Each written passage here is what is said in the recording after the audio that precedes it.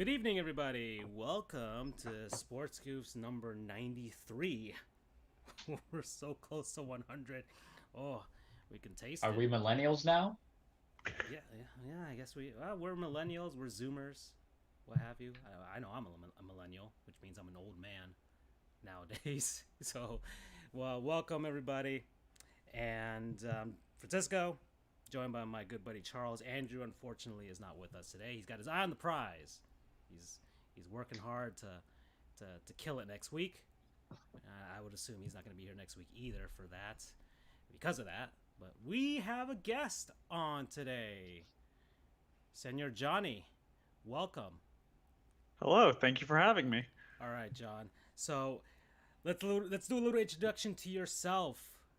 Tweets, Twitters, social media, websites, podcasts that you're doing, anything to introduce yourself to our audience, whoever they are. There's a bunch of Russians and Indians for some reason. so just so you know, that's our demographic for some reason. All right, well, I just started a podcast very recently. We just hit our third episode this week. Over the weekend, we uploaded it. It's the Cats and Stats podcast. It is a hockey podcast centered around the Florida Panthers, but also touching on other things within the NHL that's going on. The Twitter is for it is Cats and Stats, just CATSN STATS. And yeah, it's been a lot of fun. It's me, my friend Joe, and my girlfriend Sarah, we all do it together. Okay, all right. Well, you're in good company here. I am also both fortunately and unfortunately, a Florida Panthers fan. I cover the Panthers for, I don't know if you've heard of Litterbox Cats, the SB Nation's Florida Panthers website. So I've covered a few games, press conferences, and teleconferences and things like that. So you're in good hands here, and we will be going through a rundown of the NHL later on in the show. So Charles is our hockey noob here. So we will be the Sherpas for him today. We will take him on a journey through the NHL. Mm-hmm. It's like the Willy Wonka without the dead kids. Yeah. No promises on that front. We'll see where the night takes us. Oh, the night will take us, and you're an avid gamer, as we've learned in the pre-show. Yes, gamer. Of course, us millennials in our games. Mm-hmm. Yeah. All right. So, anyways, I gotta read this. This episode is brought to you by you, our listeners that support us on Pod Hero. If you like this podcast and want to support the work we do, please take just a few minutes to support us on Pod Hero. Not only can you support this podcast, but you can provide ongoing support for all of your favorite podcasts with a single $5.99 per month subscription. And to answer your question, yes, we're using Pod Hero to support our favorite podcast too. And for a limited time, Pod Hero will donate an additional $5 to our show on your behalf when you join. Just make sure you use the link in our show notes. Thanks for your support. I don't know what voice I was doing there. That was kind of like a knockoff SpongeBob there for some reason, but I want to punch you in the face. I don't know. I was impressed he kept it going for that long. That's my challenge. I try and do it for the whole thing without messing up. You sound like the Mike guy from My Hero, because I'm still continuing that love affair of the rewatch, and that's all I think about. Yeah. I just need you to have the little weird mustache and the very long hair, and I can totally be about this. Yeah, I can accommodate that for you. I can grow a weird mustache and grow very long hair. So, all right, got video game in the background, NHL 99. I'll just have that playing. You guys can, whoever's watching this, Freddie, what's up? How you doing?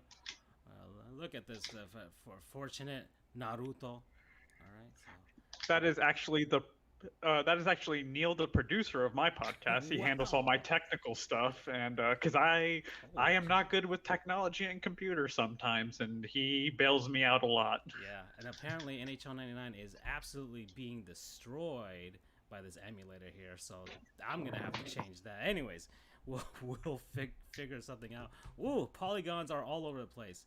I have no idea. Can we call Neil your hockey Hokage? because I love alliteration, and every now and then I venture back into my Jeez. love-hate affair of Naruto. So All right. it's I'm come into about it. soul. NHL Picasso edition. Yeah, basically. Yeah, this is gonna give people seizures. I better stop this. We need a warning on this now. Yeah, this is gonna be like a Pokemon episode that was banned. Holy crap! All right, so we. But are not it's doing funny that this is your guys' 93rd episode, and we're two Florida Panthers fans, and the franchise started in '93, so it was meant to be. Yeah. Did we plan it like this? Yeah, It feels like it. maybe. We Let's just say replaced the we did. Lightning fan. They We replaced the Lightning fan who was just going to stroke the love of Tampa, the and whole- now we bring in the that's- Florida fans. That's here. true. We trashed on, and Andrew still has not been able to defend himself, which is kind of trashy on our part that we trashed. Now, Tampa some things can't be defended. You can't defend being a Tampa fan. It's that's just how it is. All right, hold on, Johnny. Let's get before we start on the NHL thing. I want to look, Andrew. We love you, Andrew. We really do. We love you. Best of We luck. need you to come here to be our moral compass. But he jumped on the Tampa the Buccaneers bandwagon. He's been a Lightning fan for a while now, but the Buccaneers bandwagon, like immediately after they won the Super Bowl. That's it seems like the second of the minute that confetti kicked in. And the funny thing is, we had the conversation like the day before the Super Bowl, and we're like, "Hey, are you gonna be a Bucks fan?" And he was like, "Nah, it seems like I'm a little too late." And then it's like, "Nope, full on Tampa Bay, Champa Bay, got the shirts and the jerseys, got a pirate hat now." Sheesh. He's got Raymond James tattooed on his chest. Yeah, he watches Pirates of the Caribbean now. Oh yeah. So. Anyways, Gonna get a cannon for his living room and everything. so yeah, it just seemed wrong. That was all. It just seemed so wrong at that time. All right, so let's go through the NHL. So I've gone through the liberty of trying to break down every team in like a very short paragraph. And because for the most part, I've been sorely paying attention to the Panthers, and thanks to a YouTube channel that I highly recommend, the Hockey Guy. I don't know if you've heard of him, but he's a very, very good YouTube channel. He does breakdowns of the NHL pretty much every day, every game. So thanks to him and a few other articles and things, I've been able to piece together the entire picture of the NHL. And some things surprised me, especially some welcome surprises, but other things were like, oh, okay, yeah, that's pretty much the same.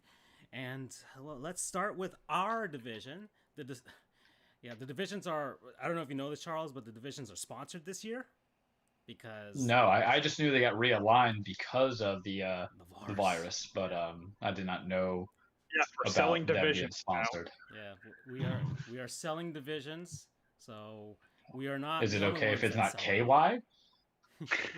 No. So I mean, you have the LA Clippers wearing the Bumble thing where we're telling everybody not to have any physical contact. We're going on an app that says, hey, kind of lonely, kind of horny, go on Bumble. Mm-hmm. So the Discover Central Division. So Discover card for the 5 people that have one of those. I have one of those. Oh, okay. Well, I almost got one just so I can get the Panthers one. Oh, I just wanted the Panthers card. I was never going to use it. I just wanted the Panthers card. Okay. So let's go through the Tampa Bay Lightning. Let's just start with them. Get them out of the way. Let's talk about them as much as it pains me. Yeah, they're really Can I be good. mad about it? They're really Yes. good. We eat some humble pie here, so it's okay. They're You can be angry and have your vegetables at the same time. They're a really Cool. good hockey team. Yeah, they're a good team, especially they're still doing good now, even with Kucherov out of the lineup for the entire season. They're managing to mitigate any damages that, missing him could cause them. You're the reigning Cup champions. You better be able to play without, even though he is one of the best players in the league, you better be able to manage. You have a perennial Norris candidate on defense. You just have a Vezina winner in net. Yeah, and you didn't. As much as I hate the team, Yeah, they didn't really lose many of their pieces aside from Verhaeghe, which we're all happy about. So Carter Verhaeghe was couldn't fit within the cap. So thankfully came on over to the other side of Florida, and he's doing very, very well. But aside from that, yeah, Lightning still look like the team to beat in our division for now, even without Kucherov. So still a dirty team, and I hate them, but Yeah, well, then you see what happens when a team finally, pushes their buttons. They stoop down to the low level. All right, so that's what happened. Yes, they get guys like Eric Chernak, who just tries to end people's careers sometimes. Radko Gudas always has clean hits. We all know this. Oh, always. He's a good dude. He's a good dude. All right, he's just you can only earn the nickname of the Butcher for doing good things. Yeah, he's got an epic beard. Come on now. All right, Charles, you would love to grow this beard. If you're a Radko Gudas. Well, I mean, you know me. When it comes to hockey, I'll support dirty players, such as my love for Brad Marchand, the only guy I kind of know from the Bruins. So I'm like, oh yeah, I know that dude. He's a douche. Yeah, perfect. Yeah, he's a perfect heel. I actually don't hate Marchand as much as other people. We're kindred right there. The thing is, he's a douche, but he's very good. So that you got to respect that. You got to respect that. So let's move on. Let's go to the Florida Panthers, who are sitting very high in the division, and it's because of the PTSD. I'm so wary of them being this quote unquote good to start the season, which is very surprising for the Panthers in general, because they always have slow starts to their season, and then they have to play catch up, and then we're playing the old, how many games in hand do they have bit every single season, and now they're not, and I'm uneasy. And I didn't feel this uneasiness back in 2016 when they last won the division, but I feel it now because of the last few years. Well, in 2016, they weren't good. They did not deserve to win the division. Luongo carried them to that division win. Yep. That team was not good. And everyone, we won the division, and everyone was like, oh my God, we're good now. We all got blinded by it. Yeah, and there were so many flaws and issues with that team that Luongo hid. And now I'm still wary of them just because of, like you said, the PTSD. And I said this week on my podcast that this coming to the end of the month, we will know what the Panthers truly are. This is before the Tampa series, which they've won 2 out of 3 in. They have Carolina. They have 2 easy ones, a back-to-back against Detroit, but then they have 3 games against Dallas, including a back-to-back in there, and then Carolina again at the end of the month. And this will really show us if this team is for real. Well, they've already gone through their first test with Tampa, which was what we were all expecting to be their first test, and they went 2-1, albeit lots of goals being scored, albeit 2 lopsided games, and then the last game, which was a barn burner. Yeah, exactly. But they still kept up with them, which is saying something. And they have some grit to them finally, with some edge, thanks to Gudas, thanks to Hornquist.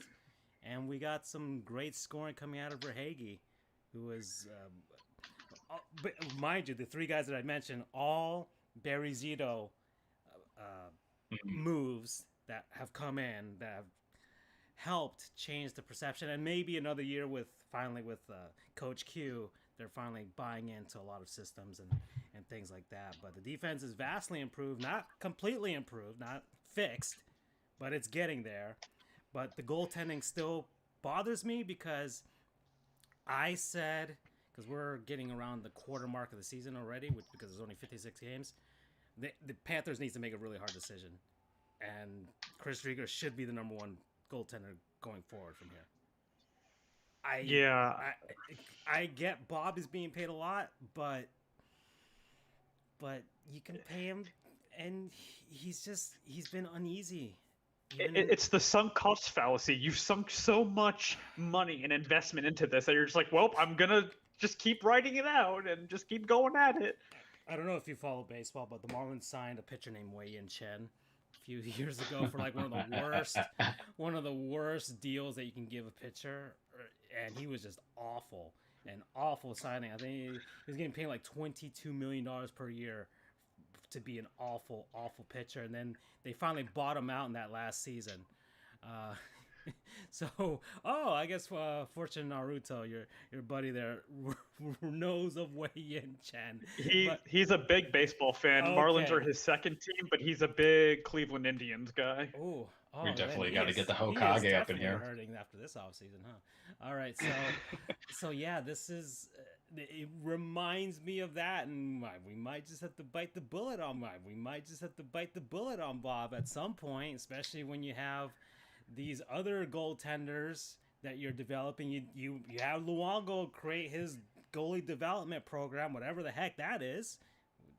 So we have this whole thing. We can't just have he's gonna be here for what, 7 years? So it was a 7-year contract, and we're in year 2. So yes, and you have goalies in the system like Sam Montembeault, who we still don't know what he can be or what he is, because signing Bob to this albatross of a contract has clogged the system. You have Ryan Bednard, who's currently in the ECHL. He's in the ECHL right now because we don't have our own AHL affiliate this year. We're sharing with the Lightning because Charlotte doesn't want to run during the pandemic year. So now, instead of him being in the AHL getting proper development, he's in the ECHL. And then you have Spencer Knight coming up, which I think he's done in college after this year. He's just dominating college. He has nothing else to learn there. And you just have this logjam now. I mean, the Panthers had both of their prospect goaltenders finish the World Juniors on both sides of Canada and USA. So there's people that are waiting. Oh, yeah. I didn't even get into Devin West. Yeah, exactly. So yeah. But I am cautiously optimistic.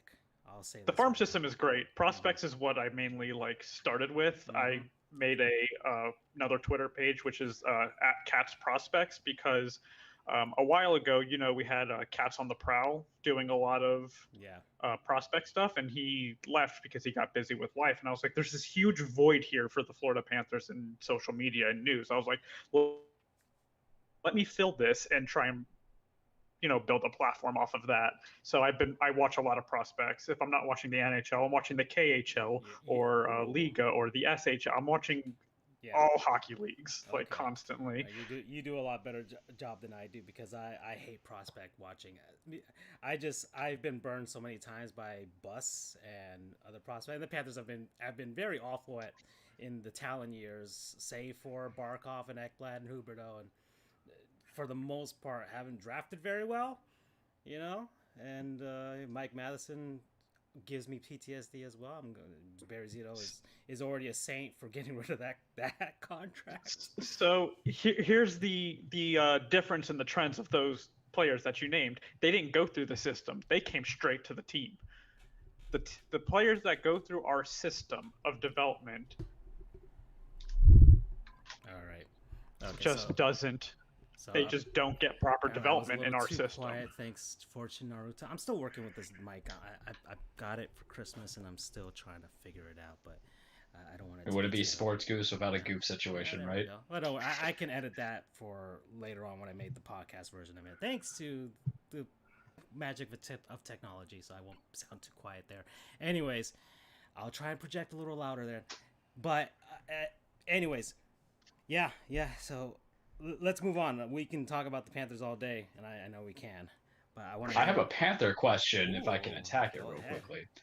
So, John, anytime I kind of go into my a new season, a new hockey season, being with the show with the guys for 3 years on my end, my whole thing is kind of like, who do you want to kind of keep around, get rid of? Because even though I'm not a big hockey guy, I understand the concept of having to trade out these terrible contracts with a salary cap or a salary floor that you have to deal with. And when we spoke about it, I think last season we were doing it, probably episode, early 80, we talked about who you can see getting out there, whether it be Huberdeau, Barkov, and Ekblad. Look at that. I said names I remember. What is there for both of you? Is there somebody now that you said, hey, let's kind of get rid of them while it's hot so we can get some of those other pieces that we might need going into the season? Because if I'm not mistaken, you're about a third of the way through your season now. Yeah, they're about a quarter, I would say. Okay, so close into it. But is there somebody that that you want to be the sacrificial lamb to make the team more complete, especially if you have to catch up to the Lightning or all the other teams in the conferences. So it's trading someone I think is good, not someone I completely hate and just want them off the team. Is that what we're going with? I would say, who has to be that sacrificial lamb? Because to my knowledge, what Francisco has told me is that the contract situation is going to be very tricky, especially if you got Bobrovsky. Is that his name? I want to call him the bro, but okay. So I'm going to call him the bro. So when you got the bro, but then I believe you have to pay out Ekblad. Am I retaining things, Francisco? What is this? But with all the guys that you have, is there somebody's contract that is kind of impeding, that could possibly be impeding your success, that you think would be a good move so you guys could be more complete? Because from what I'm hearing, you guys, there's hope for the future, but there's still reservations and you want to compete. No team wants to just play second fiddle. So is there somebody there that you think, hey, aside from who was mentioned earlier with Bob, because you already know you're stuck 5 years remaining on that contract, is anybody else that's on there? Would it be, oh my God, am I going to say positions? Who the hell am I? Wings? Forwards? Enforcers? Go on. I'm proud of myself. But your insight onto it. The two contracts that stick out to me that hold them back besides Bob is Brett Connolly and Anton Strawman. He's a serviceable defenseman, but he's just old. Way too much. Like, his positioning is solid, his brain is solid, but he just isn't fast enough to keep up sometimes. I almost wish we could have just taken his brain and put it in Matheson's body, and that would have solved all our problems. And those two contracts, Connolly's on the fourth line now, and he's making almost $4 million a year, and it just doesn't make sense. There's no room for him. Strawman's making 3 point something for another. After this one, he has another year on his contract, and it just, But if I had to trade someone good, it's Anthony Duclair. Really? I think. I didn't like the signing. I like Duclair. I like Duclair as a player a lot. Finally got his 2 goals. One. He only got one yesterday. Oh, they pulled back the other one, huh? Okay. It took him this long to get it, but been knocking on the door. He's been close. I feel like he's been snake bitten more than anything else. Yeah, and that's the thing. Like, I feel like maybe the floodgates open for him, but he's streaky normally anyway, and you have Owen Tippett just sitting on the third line, and Tippett can do these things that you want from Duclair, and he's supposed to be one of the best goal scorers for the future of the NHL, and you're just letting him sit on the third line. He's not getting any power play time. I think Duclair's kind of clogging up the spot that you could just use for him, and I think if you can flip Duclair to someone and just let Tippett step up, that's what it should be. For him for a while now, so and he scored his first goal yesterday, and he's had a lot of good looks, but I complain about on my podcast a lot that he doesn't get power play time, and coaches need to. Not every player on your team needs to be a great two-way guy. That's true. It's okay for someone to be an offensive specialist. It's okay. Let them be that. And the Panthers are in need of guys like that. Exactly. And he's currently on a line with Frank the Tank Vetrano and Eetu Luosterainen. And they've been getting a lot of defensive zone starts instead of being sheltered and getting a lot of offensive zone starts where Tippett can really, get better shots on net. Do, right? He's getting put in the defensive zone a lot because Eetu Luosterainen, he's such a good two-way player. He's so good defensively, and he's a guy I was advocating for that he could get that 3C spot this season because I was watching him play over in Finland in Liiga, and I was posting highlights of him, and I was like, this kid's good. Like, he should get a chance, and lo and behold, he got the third line center job this year. All right. So there you go, Charles. There's your answer right there. And that always matters in any kind of sport because you can have a guy who's doing great or a guy who's doing good. Bad players are never really going to get their contracts moved unless you're sending out cash considerations or draft picks or a supplemental player. But it's very weird. I feel like it's always kind of being reborn for me, an opportunity to watch the hockey season and seeing, because I asked Francisco the other day, how are the Panthers doing? He's like, we're not bad. And I'm like, oh no. You have bad, but I don't know if we're good. Yeah, but that's the thing. Sometimes you want to be good because it kind of carry around. Like, I'm a Tennessee Titans fan for football, and we were the personification of just kind of being there. Not bad, not great, sometimes above average, sometimes below average. And then 2 seasons ago, we're in the AFC Championship. So that's why I focus on of like when you have to move a player to get the more supporting pieces. That's where like my mentality takes me, because even though we know you can sign all the best players in the world and have all the best players, you're only that best player or a very good player for that time period. And once that contract kind of hinders and you can get more better people, then not full blow up rebuild, but anything to help you be in any kind of contention, especially since this is kind of just a weird year. I always tell people, we talk about on the show, every season of a sports season during the virus season is always going to be like an asterisk season until we get more of the fleshed out play that might not be available to us. So I just want to get that insight, because for me, we have a segment called To Learn a Goof, and I feel like these are my little Learn a Goof mini sessions where I'm going to be quizzed on probably halfway through the season, and then we know what's going on if I'm paying attention. Yeah. But I remember names. Holy crap. Well, let's go on to the next team, the Carolina Hurricanes. Best puck possession team in the league. Yeah, I think Carolina is actually the team to beat in the division. I think they're a better team than Tampa. You know what the funny thing? They're the best puck possession team in the league. They've played 3/4 of their season on the road. They've only had like 3 home games, and they've won all 3 of them. And they're playing really well. Our good old buddy Trocheck is over there now, and they look good. They look good so far. I feel like they're going to hit their stride once they start playing a ton of home games, and that's going to be really scary. For Carolina, goaltending is always the question for them, for me. How consistent is Peter Mrazek going to be? How consistent is James Reimer going to be? You know, with Reimer, you never know, but Reimer's been killing it there, and I hope Trocheck finds a nice new home there. I mean, I know Trocheck had to go. He was never going to be the same guy that we loved. I mean, he's still Trocheck, but he's not going to be the same player after his injuries, and he has like half an ankle left after all his surgeries. And I mean, and we got Eetu Luostarinen out of that trade deal, and he's really the only remaining piece, and I'm happy we got him. But yeah, I mean, Carolina has, you can call their goaltending mediocre or inconsistent, but they have the best defensive core in the league. No question. The best defense. And they have so many guys just sitting, waiting, who are also good on their taxi squad right now. And I don't see how you're going to beat that defense. They managed to win with a Zamboni driver in net last year because their defense is that good. And Aho and Teravainen haven't even hit their real stride yet this season. They're underperforming, and they're still winning these games. And it's just they're going to. I think they're the team to beat in the division. All right. Next, the Columbus Blue Jackets are the soap opera team at this point. Yes, the Torch Show. Yeah, they're 5-3. I think this is last season, by the way. I can't see if there are rumors that he's already tired of coaching, and then pretty much nobody wants to be in Columbus, Ohio, for some reason.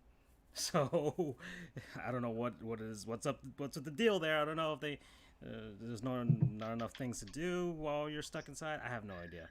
But they're 5-3-2 since Pierre-Luc Dubois' trade, and Torts. Yeah, I mean, they got Patrick Laine in that trade back, and Jack Roslovic, who's really been hitting his stride because he was underutilized at Winnipeg. And you want to talk about clogged systems, that's one right there. And he was buried there. And, you know, just like we saw with Verhaeghe coming here, he has his chance to shine. Now Jack Roslovic has his chance to shine in Columbus, and he's taking every single advantage of the situation. And, of course, now he's get to play with Patrick Laine, one of the best goal scorers. Yeah. I'm glad. I'm pissed we have to play him now. I was glad, Winnipeg, I didn't have to see him. He terrorizes the Panthers. That's true. Yeah, there was that big Finnish face-off between him and Barkov every time. I honestly wish we traded for him just so him and Barkov can play together. I think because they train together in the off season. They're like buds in the off season. They play Call of Duty together every night. Yeah, exactly. So it would have been perfect. I mean, the NHL's freaking had the 2-game series in Finland because of those two. So yeah, and Columbus is going to have a lot of questions going into the offseason, so I don't know if they're in like desperation mode now. I mean, Torts is only going to get a team so far, and I say this as someone who is also a part-time Rangers fan and has seen Torts' coaching firsthand. They're a hardworking team. They're probably the second hardest working team in the NHL. But how long is hard work going to get you if you don't have skill to also help? And they're going to have a hard choice this offseason with their goalie situation, having both Jonas Korpisalo and Elvis Merzlikins. The Seattle expansion draft is this season, and one of those guys is probably going to go. Do you trade one beforehand so you at least get something back? They're going to have a lot of tough choices heading into the offseason, and I don't know how much it looks for them outside of this season if this is like a big shot for them to try and do something now. That or they decide to hit the reset button and try and improve their image of Columbus, because I don't know who the PR person for the Blue Jackets is, but they need to start doing a better job, because it seems like nobody wants to play there. There was like that NHL or one of those hockey writers polls that was like polled NHL players, like it was like one of the 4th least wanted places to go to in the league, which is crazy. Like, okay, all right, Columbus, Ohio, nobody wants to be there. Chicago, yeah, it's one of those places. Chicago, yes. Surprising season. A mixture of the relics of the dynasty, but the rebuild rookies in there. Yeah, how far is Kevin Lankinen gonna take this team? Is the question. That is true. I mean, no one knows who Kevin Lankinen is. Like 2 years ago, a year ago, like who is this? Like how long is he going to be able to sustain this level of play? And are the Blackhawks just kidding themselves? Like at what point do you just say, okay, let's stop half-assing this and just tank? Like I don't know. At what point do you just put off this rebuild for so long? Like yeah, it's a welcome surprise, and they're doing this without Jonathan Toews. They're doing this without Kirby Dach, and Patrick Kane's still scoring. So Patrick Kane's gonna Patrick Kane. Yeah, he's still the leader and everything for them. So is he still waking up in the morning? Okay, the Patrick Kane's still going to be scoring however many goals. And DeBrinket's having a bounce back season. He wasn't happy with his performance last season, and he's really having a bounce back season. Duncan Keith is it's still a workhorse. Still, I mean, you can't get this man off the ice. I don't know what you have to do for him to finally get off the ice, but I mean, at his age, he's still doing it, and I don't know how long they're gonna. I feel like they're overperforming, and we're gonna see them slip back down. I mean, they were projected to be one of the worst teams in the league. So, well, they're also still they're 6 points up on Dallas right now, who is projected to be the other big team in the division, which we'll get to them. I guess we'll get into them next. But, yeah. So I'll just segue it with this. Dallas has only played 12 games, where Chicago's played 17. And they're only 6 points behind. That's what I've noted. They haven't. I mean, aside from Joe Pavelski doing some really good things at his age, for the Stars right now, the Stars haven't had a chance to really get going. Because it seems like when they start getting going, then the virus hits, and then they have this long losing streak, which was not good. But I feel like part of that is the fact that they just can't seem to get going with like a routine. Because if you're stop and play and then you can't practice, you can't do this, and of course you're going to have some bad performances. So I feel like they've kind of been unlucky to start the season because of circumstances, you know?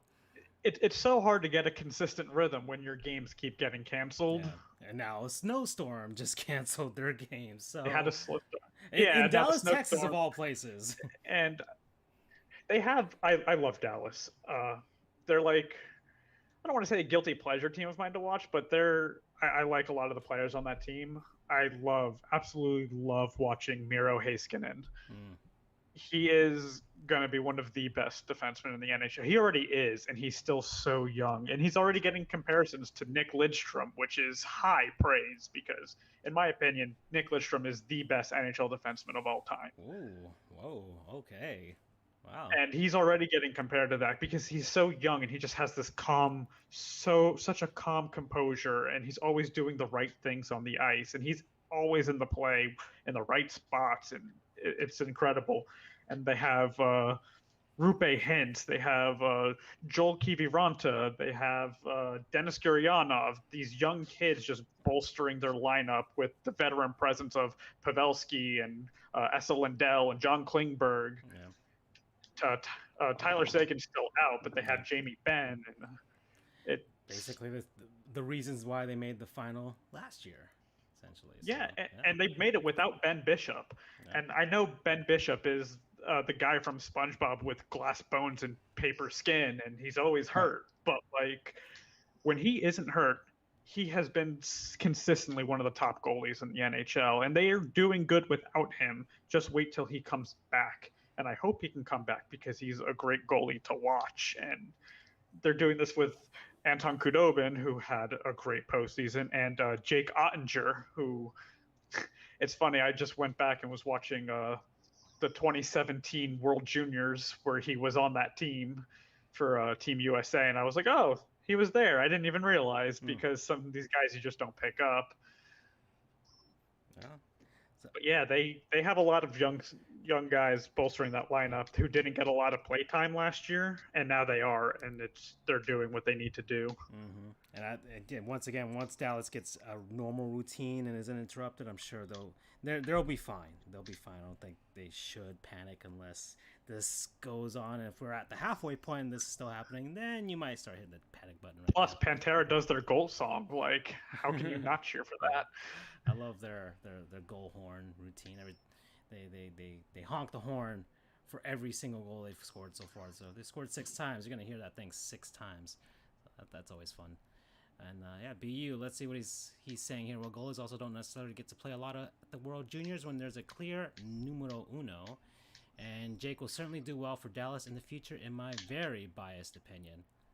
Oh, yeah, he will be very good. I think he was behind Tyler Parsons, who is now a Calgary prospect in the that World Juniors. And, I mean, he hasn't seen any playtime up there, and Jake Ottinger already is. So we'll see how that goes. All right, let's move on. The Nashville Predators, the most disappointing team in the league so far. Oh, for me, this is the most expected. Really? Oh, it seemed that way. Projected? I mean, they have been downtrending since they made that Cup final. But yeah, well, they unlucky schedule. They've played Tampa all this time. They lost all 4 games to the Bolts. And they need to make some decisions. I feel like the Predators need to make a decision. Is it time to start blowing it up? I think it is. And the whole core of what got them to the playoff that far in the playoffs in the first place was on the back of Pekka Rinne. Yep, that's true. Pekka Rinne is getting up there in age. And the thing with goalies, the only way I describe goalies is that goalies are voodoo. You never know with goalies, and when they don't gradually decline all the time. Goalies are like, I believe they're like closers in baseball. Because closers in baseball, you could have a closer that is so dominant for like 2, 3, maybe even 4 years. Let's say 5 years, all right? And then they fall off a cliff afterwards. Like for whatever reason, they lose velocity, they just don't have control, or basically everybody figures them out. What I don't know what happens, but they fall off a cliff. There's no steady decline. There's no pattern of decline. There's just they hit the wall and they hit it full force. They're a crash test dummy, just throwing themselves at the wall. And we saw that with Luongo. We saw that with so many goalies that when they hit that aging wall, they hit it hard. And that's what's happening in Nashville with Pekka Rinne. And the way me and my girlfriend describe the Nashville Predators when we talk about them is it's where offense goes to die. If you're a forward, you don't want to play in Nashville because their whole entire scheme in the offensive zone has to go through Roman Josi, Matthias Ekholm. It has to go through the defense. That's why they had PK Subban, and they were rolling with it, and it goes through the defense. It's all shots from the point and hope for a rebound. Well, those are low danger chances, and you're hoping this goalie just doesn't catch it and cover it up. It's just every offensive player who ends up in Nashville just retire because it's where offense goes to die, and they need to find a new coach. They need to find they did get a new coach, but they got John Hines, who had just gotten fired from the New Jersey Devils after only like a year and a half, and like it's a shit show in Nashville, and I think it's time for them to bite the bullet and blow it up. All right. Next, this is all I have for the Detroit Red Wings. They're bad, but they're not as bad as last year. So progress. Yeah, they beat the Panthers. Yeah, because Panthers first regulation loss. There you go. All right, man. Yeah, to Detroit, of course. Okay. Yeah, I like a lot of stuff Detroit has. I think. Well, once again, they got Steve Yzerman. This is part of the plan. They have some young pieces there that they will have some flashes of brilliance that are like, okay, all right, we got something. We got some things to build upon going into the future, but it's not right now for Detroit. But it's all a matter of patience for all Detroit teams, to be honest. It's that season for Detroit where it's okay. We're gonna lose a lot of games, but let's be feisty. Let's see what go we got down too as well. Yeah, and there's a lot of guys on that team who are trying to prove something still. Bobby Ryan, for instance. Well, Bobby Ryan's going to be a deadline deal. We all know that. He's already doing well for them, so I can see them trading him for some more pieces. It only makes sense. Only makes sense. Yeah, the stuff guys on Detroit have to play for is play for yourself. We'll move you for something at the deadline. You'll help us get something, and we'll maybe help you get a cup. There's a lot of stuff for Detroit, and they have a lot of good prospects in the system. I watch a lot of prospects, not just Panthers prospects, especially ones that I had wanted the Panthers to get. They drafted, I don't remember what year, Moritz Seider. It was the Spencer Knight draft that the Panthers picked him. And I didn't want Spencer Knight, to be honest, because I don't like picking goalies in the first round. Because goalies are voodoo, and you just never know. And I wanted Moritz Seider so bad. And especially with all the defensive help the Panthers needed, I thought Moritz Seider fits the scheme perfectly of what we needed. He's a more modern-day version of Gudas without the questionability. He is just a bully, man. He is a bully, and he just plays great. He can move the puck. He can do whatever you want him to do. Has a skill and the edge that you wanted. Yeah, Moritz Seider is going to be a name to watch on Detroit for a long time. All right, next. All right, let's move on to the Scotiabank North Division, as they call it now, because everything in Canada is either sponsored by Scotiabank or Rogers, so that's a thing. And let's start. I want to start with the Toronto Maple Leafs because it's so funny today now. So I wrote this before yesterday happened. I put, are they for real this time? And now, underneath that, I put, never mind, they blew a 5-1 lead against the Ottawa Senators. That's all it was for me. The offense, this was my original notes. The offense is finishing. Freddie Anderson may be the best goalie in the division. Matthews and Marner are giving the Oilers duel of McDavid and Draisaitl a run for their money at this point. But then they lost a game to the Ottawa Senators by blowing a 5-1 lead, and now it's like, okay, they're the same very good in the regular season Toronto Maple Leafs. Yeah, it's really funny to watch them do that, and former Panther on the anniversary of the David Ayers game. Oh man, it's so Toronto is. I don't think Freddie Anderson is the best goalie in the North. I don't think you could say that comfortably when the reigning Vezina winner and Connor Hellebuck is there. And Jacob Markstrom. Granted, Calgary's been a bit of a mess. I still think they're both usually more consistent than Freddie. Freddie is, to me, he's becoming the new Mike Smith, where you're either going to get like a 950 save percentage, or you're just going to get a sub 800. It's rolling the dice, and especially him, his future's in question there, and I don't know if that's weighing on him or what because of contract negotiations. I don't know. I don't think they improved their defense as much as people think they did. I think they're taking advantage of a very weak division because it's a very weak division. Yeah, it's kind of open end here. You got they got number 2 in Montreal. I think Montreal is the better team. They've gone so far head to head. They've only played 3 games between them and the Leafs. The Habs are 1-1-1 at this point, but that probably will change going into the future. But I see that matchup being very, very good going forward. I would like to see that matchup in the playoffs, to be honest. And another Leafs collapse in the playoffs is always fun to watch, too. Yeah, and I think in the playoffs, Montreal gets the advantage just because with the backup situation in Montreal, having Jake Allen newly acquired in the offseason, Carey Price can rest. Yeah.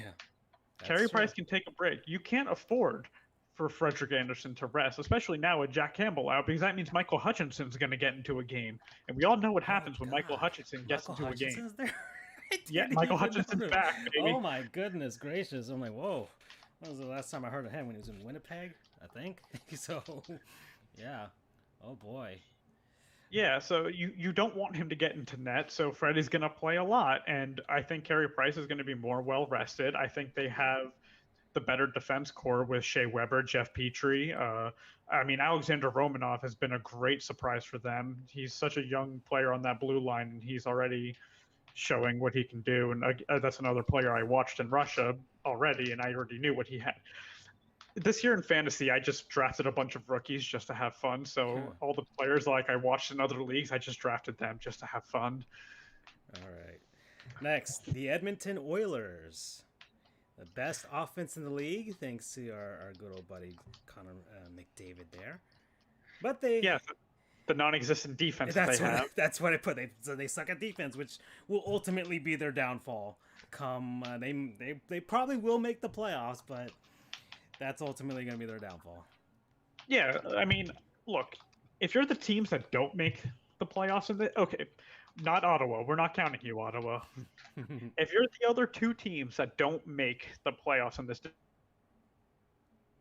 division, something is probably wrong, and you need to address everything. This is a very weak division. Vancouver has... we'll get to Vancouver. Yeah, they might also be the most disappointing team at this point. But Edmonton's goaltending is suspect. You let Peter Chiarelli sign Mikko Koskinen to this contract and then fired him, a day later, 2 days later? And it's not a good look. And you have him and Mike Smith, who I just mentioned as he's either going to shut you out or allow 6 goals. And you he's just old. never know. Yeah, exactly. I don't know how he's still in the league. And they went with him in the playoffs last year too much, I think. And Mike Smith has been riding on that 2012 run he had with the Coyotes for the last 8 years. Mike Smith is a better version of Cam Ward than Cam Ward. Ooh. Cam Ward rode his Stanley Cup win with Carolina for so long, and it expired finally, and he's no longer in the league. But Mike Smith is still somehow managing to get contracts doing this. I don't understand. No. Okay. So that's the Oilers. The Winnipeg Jets. They don't have enough parks. That's one thing, and they've. This is as of when I wrote this. They were 4-3-1 since the Line A trade, and they've yet to play either Toronto or Montreal. But so to see to really test what they're really about. Yeah, I think there's some deep locker room issues there, and a lot of it's been coming out with the Line A trade. There's some sketchy stuff going on in that locker room with Scheifele, whether he's creating divisions in the locker room. It sounds like sometimes, and it's very questionable. And you have players like Bufflin randomly being like, "No, I'm not doing this," and Line A wanting out, and Roslovic wanting out. It seems like they have the talent to compete, but they just don't. They can't get it together for some reason. I mean, look, as long as they have Connor Hellebuck in net, they're going to be competitive in this division. As long as Connor Hellebuck can stall long enough for God knows who to do something on offense, they could be competitive in this division. All right. The Calgary Flames. They had an start to the season, but they've been able to start turning it around. Johnny Gaudreau's having a bounce back year. We got our good old buddy Jacob Markstrom in net as well. And I mean, slow start. Markstrom's adjusting to a new system. It takes time for a goalie sometimes to learn the new defense. Lack of preseason is affecting a lot of teams too. Yeah, exactly. And I mean, last year it's very rare for the entire top line to just decide to have a horrible year. And that's what happened last year with Calgary. And a lot of those guys are looking for a big bounce back year. And I think they'll get it off. I think they'll definitely hit their stride coming in the next part of the season. I think we'll see them pick it up. Yeah, and luckily they're in the Canadian division, so they won't really have many stoppages in play. So that's that. The Vancouver Canucks. Oh boy. Yeah, so right now they're sitting 6th in this division, only ahead of Ottawa, and they've played more games than every other team, and it's not looking great. It's not saying much when you're just ahead of Ottawa at this point. Yeah, I mean, they have a point percentage of .395. They have the second worst goal differential. They had a 6-game losing streak in a 56-game season, mind you. So that is like you're already really shooting yourself in the foot right there immediately. Yeah, things aren't looking good in Vancouver at all. Yeah, it's something I'm glad the Panthers learned this season. You can't afford a slow start. Yeah.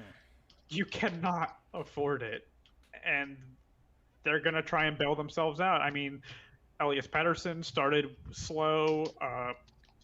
Quinn Hughes is having a sophomore slump, it seems, and a lot of they're adjusting to. I mean, Braden Holtby has to adjust to the new system. They're trying to see if Thatcher Demko can be a starter that they think he can be after he showed some glimpses. Right. And they have a lot of things to work out, and they had a lot of stuff come out and about, maybe the GM gets fired, and the owner just started a Twitter thread saying, no, we're not going to fire anybody. But we've heard that before, just like Mark Bergevin said, I'm not going to trade PK Subban, and then immediately traded PK Subban. Yeah. Like, they say this all the time. Like, how much can we trust this word? How safe is Jim Benning's job? He let Tyler Toffoli walk in the offseason, and he's lit them up this season. He's lit them up this season. And he let Jacob Markstrom walk this season, and he's probably would have been a better goaltending option. And all he said was, I just ran out of time. How you can't run out of time on these things? Like, this is your entire job. Not Ottawa, but Vancouver. He's been there forever. A while, and he just ran out of time this offseason. How? Everybody was sitting at home. You have nothing but time, and it's your job. How did you run out of time? It's because. Just say it. I made some bad contracts in our bottom 6. They're being playing Animal Crossing for way too long. I had to gather my resources for the day. It happens. All right, I owe Tom Nook. All right, so there you go. I'm in debt. So all right, so that Ottawa Senators, they're awful. We know they're awful. They may not even win double digits this year, but they have got a hot streak. Lately, so when you win 2 games in a row, that's a hot streak. But they beat the Leafs, which is funny, and I already like the sense. Now I'm looking at them like lovable losers at this point after they beat the Leafs the way they did. And our good old buddy Evgeny Dadonov with both the game tying goal and the game winning goal, he's doing pretty all right in Ottawa. Unfortunately, he's with a terrible team. And, yeah, I mean, a lot of Panthers fans are like, I'm glad we got rid of him, but you can't give the same judgment to someone playing with Barkov versus playing with, I think he was on a line with Derek Stepan. Like, you just can't make that comparison. Plus, he already had the chemistry with Barkov and Huberdeau, and now he needs to develop this chemistry with new people. And, I mean, he's a guy I did want to hang on to in the offseason. Yeah. I really did. Yeah, but I was, because it was like the debate over him or Hoffman, and it was neither. So I wanted Hoffman out. Yeah, Hoffman was already like, okay, he's gonna line up at the point, and we all know what the power play is already. Everybody knows what's gonna happen here. He's gonna line up the one timer, and at that point it was getting old. Like, okay, enough of this. Yandel to Hoffman, Hoffman to Yandel, Yandel to Hoffman, shoots, goes wide. Okay, let's move on. All right, so we are. Let's see. So that's half of the league already. Charles, are you still alive? Yeah, I am. I'm actually learning. I find that there's some insight coming into it, and what I learn is that Canada still sucks. It's okay, and that it kind of seems like there's a lot of guys that you guys let go that don't necessarily miss you from between. Well, But we're doing all right now, so we're not really missing them for now. Yeah. To go back to Ottawa real quick, Tim Stützle is fun to watch too. I've enjoyed watching Tim Stützle. Yeah, and Brady Tkachuk is there too, so he's always a fun watch as well. So that says about Senators fans, of course, they all fear that eventually their good guys will eventually go away at the first chance they get. And that's the unfortunate thing with Ottawa as a franchise at this point. Okay, well, so you don't want to pay your players. Well, when you have a crappy owner, so that doesn't help at all. Yeah, let's. So we are 5 minutes before we get to the halfway point of our show. We're almost an hour in. I do these small segments, all right, Johnny. And, okay.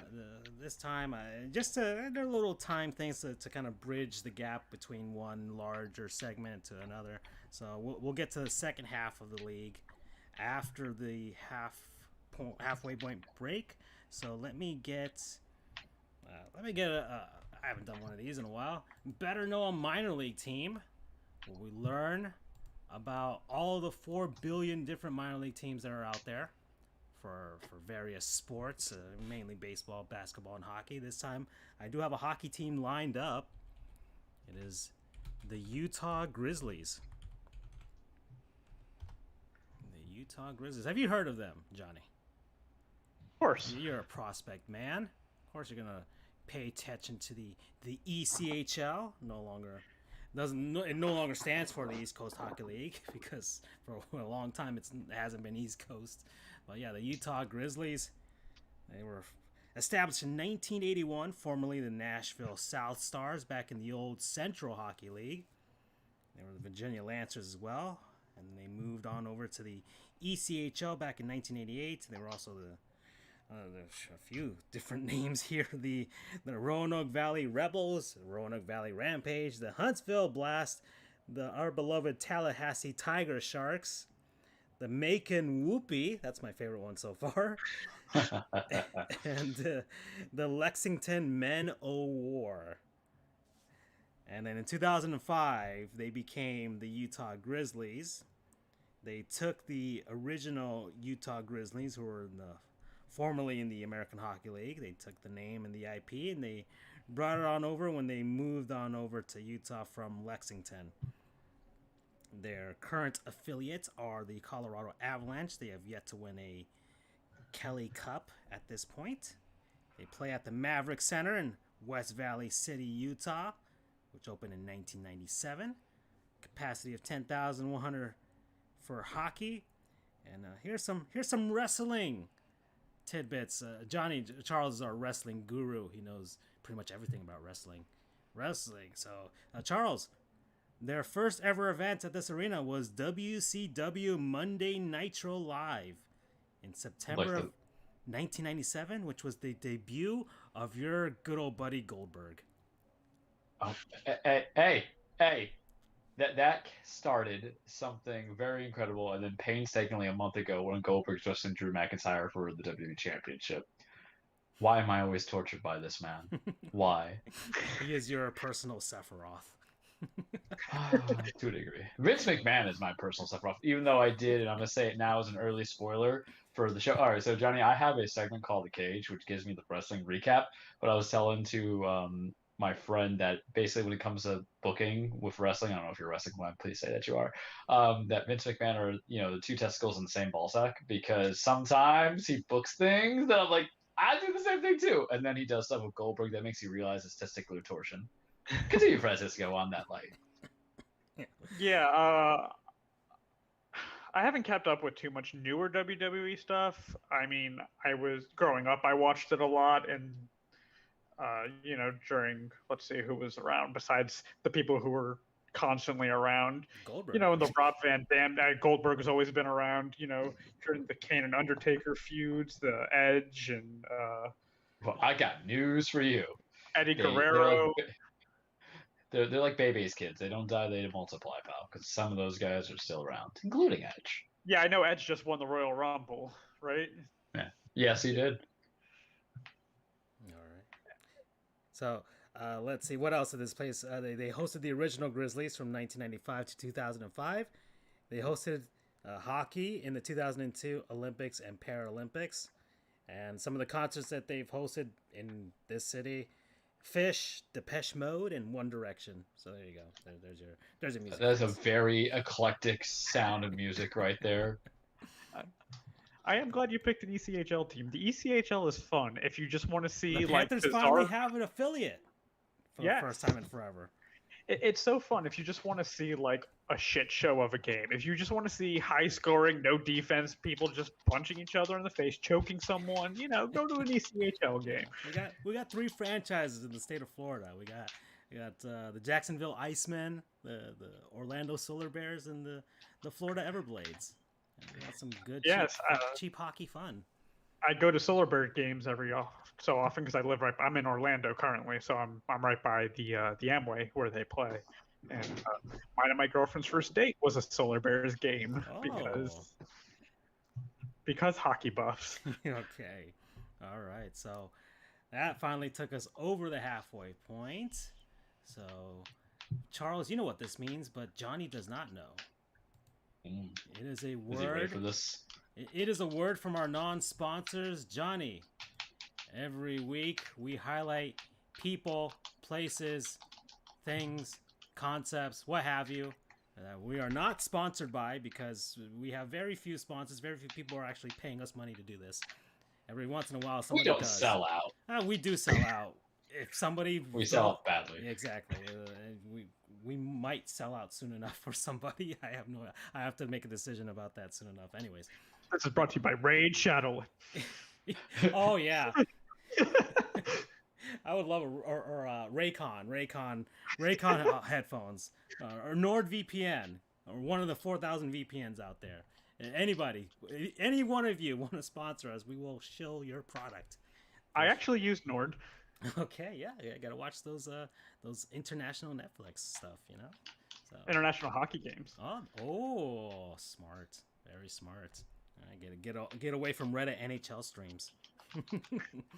All right, so yeah, me, Charles, and Andrew, we talk about something that we've been enjoying over the past week. It doesn't matter what it is or what have you. We just like to talk about it and recommend it to people.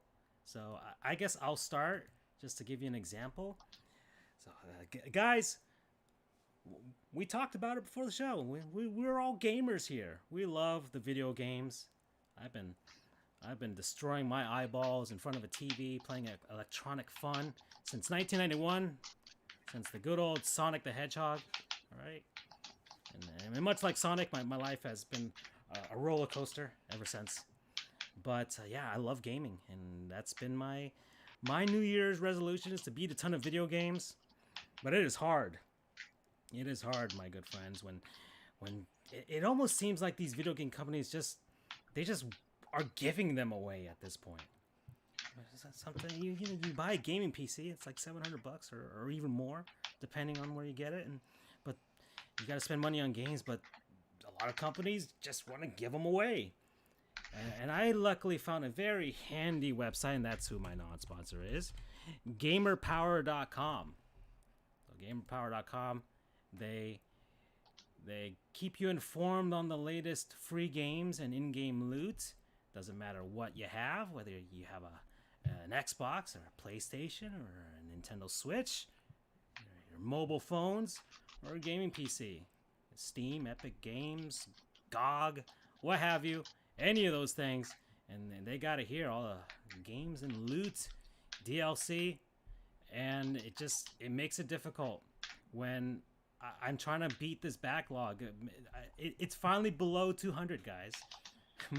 I have 33% of my video games still need to be beaten, but it's getting down there. I've gotten it down like 7% this year. I've been beating a ton of video games, but they're just literally giving them away. And that keeps adding to it, and I have to keep playing. Johnny, I've been playing Metal Gear Solid 5 since the month started, and it is a commitment at this point. I am 45 or 40. I'm almost 50 hours in, and I'm not even 20% done with the game. So I've been doing the Final Fantasy VII remake. Oh, Oh boy, and that's not even all of Final Fantasy VII. Spoiler alert. So, yeah, that's games are long, games are hard, and they're just giving them away, and I can't keep up. But if ever since college, ever since I went to Florida State, ever since then I've learned to freeload and freeload hard. Charles, we are freeloaders. Charles admittedly is very cheap when it comes to his gaming. And you heard the speech about the controller situation. We don't play around, man. Yeah. Hey, man, if it's free, it's for me. That's just how we roll. Exactly. Just take that. I'll just steal it from a kid. Yeah. Just I can't imagine explaining to my 10, 15, whatever year old self. Hey, there's tons of free games out there, but I'm not gonna take them because I don't have time. No, I'm gonna take every single free video game that I will get, even if I never play it or if it takes me 5 years just to get to it. So gamerpower.com, you can create your own profile and choose which console, whatever that you have, and you log in every once in a while. They even send you notifications, newsletters, all that stuff, and you'll get the update and some free games. Sometimes you get some pretty good stuff too, some pretty darn good stuff out there. I got Battlefield 3. I got some other stuff out there. So every once in a while, the game that nobody wanted. Yeah, exactly. You know, sometimes they might be old, but they're old, but they're good. So gamerpower.com. Yeah, they're Goldie oldies. Yeah. Promo code, fake promo code, by the way, Johnny. Freeload. That's the fake promo code. Type that into whatever the hell you want, and maybe you'll get something. So are we doing one for Andrew? An abstantia? Well, you can do yours, and then we'll see if Johnny can come up with something on the spot. This is the improv section of the show that we mentioned. Oh man, he could be Johnny on the spot, right? Yeah. Fellas, in this world, it's very important for all kinds of self-care. Last couple of weeks, my self-care might be food, it might be video gaming, it might be seeing una película. It might be marathoning and finishing the Nickelodeon 2012 Teenage Mutant Ninja Turtles, which was still a good run, or even redoing My Hero Academia. But I gotta look in the mirror sometimes because I've been working at the home, since we kind of doing this remodeling at the office. There's no need to go for court appearances in person for me, and everything's via Zoom. And the way my camera goes for my laptop is you don't really get to see all of me. I just make sure to shave the face a little bit so I don't look like some Russian dictator that comes in, because the last time I did grow the facial hair was interesting. I do miss the cop mustache though, I gotta tell you. But my hair was borderline Gordon Gekko Wall Street look that if I slicked it back any further on court days, I should have just bought suspenders and it would just been, I would have been a walking stereotype. So I was like, I gotta go get a haircut. Right, I gotta go get a haircut. I go to a particular place I've been going for the last couple of years. You develop loyalty, you develop bond, you develop safe understanding assurance, and when they know what kind of haircut you have to do, it's perfect. But my problem is I'm a barbershop whore, guys. I'll go to the same place, but whoever is available. I hate calling for stuff ahead of time. I don't have a consistent schedule like that.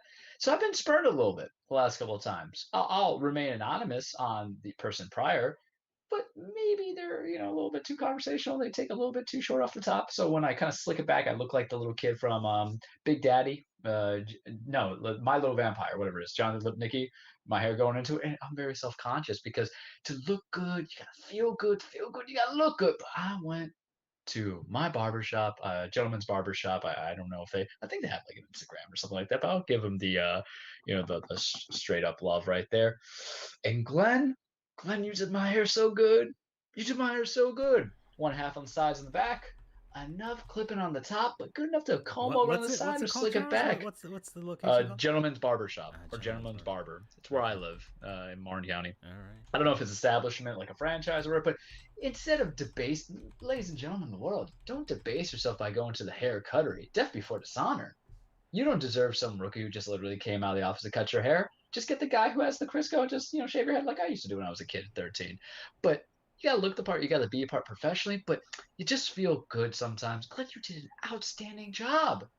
Because last couple of times I was a little down and out, but I feel good. I look at that mirror, I'm like, oh yeah, look at myself. I'm like, I'll be my own Valentine's Day. I'm a little cutie with this haircut. So I appreciate you, Glenn. I appreciate you, gentleman barber. I think Jay still gave me the best one ever for Ross's wedding because damn it, that shine was perfect. But you know what? It's that self-love that comes in, and you need somebody who can handle the tools, man. Anybody can be an artist, but not everybody can paint the Mona Lisa.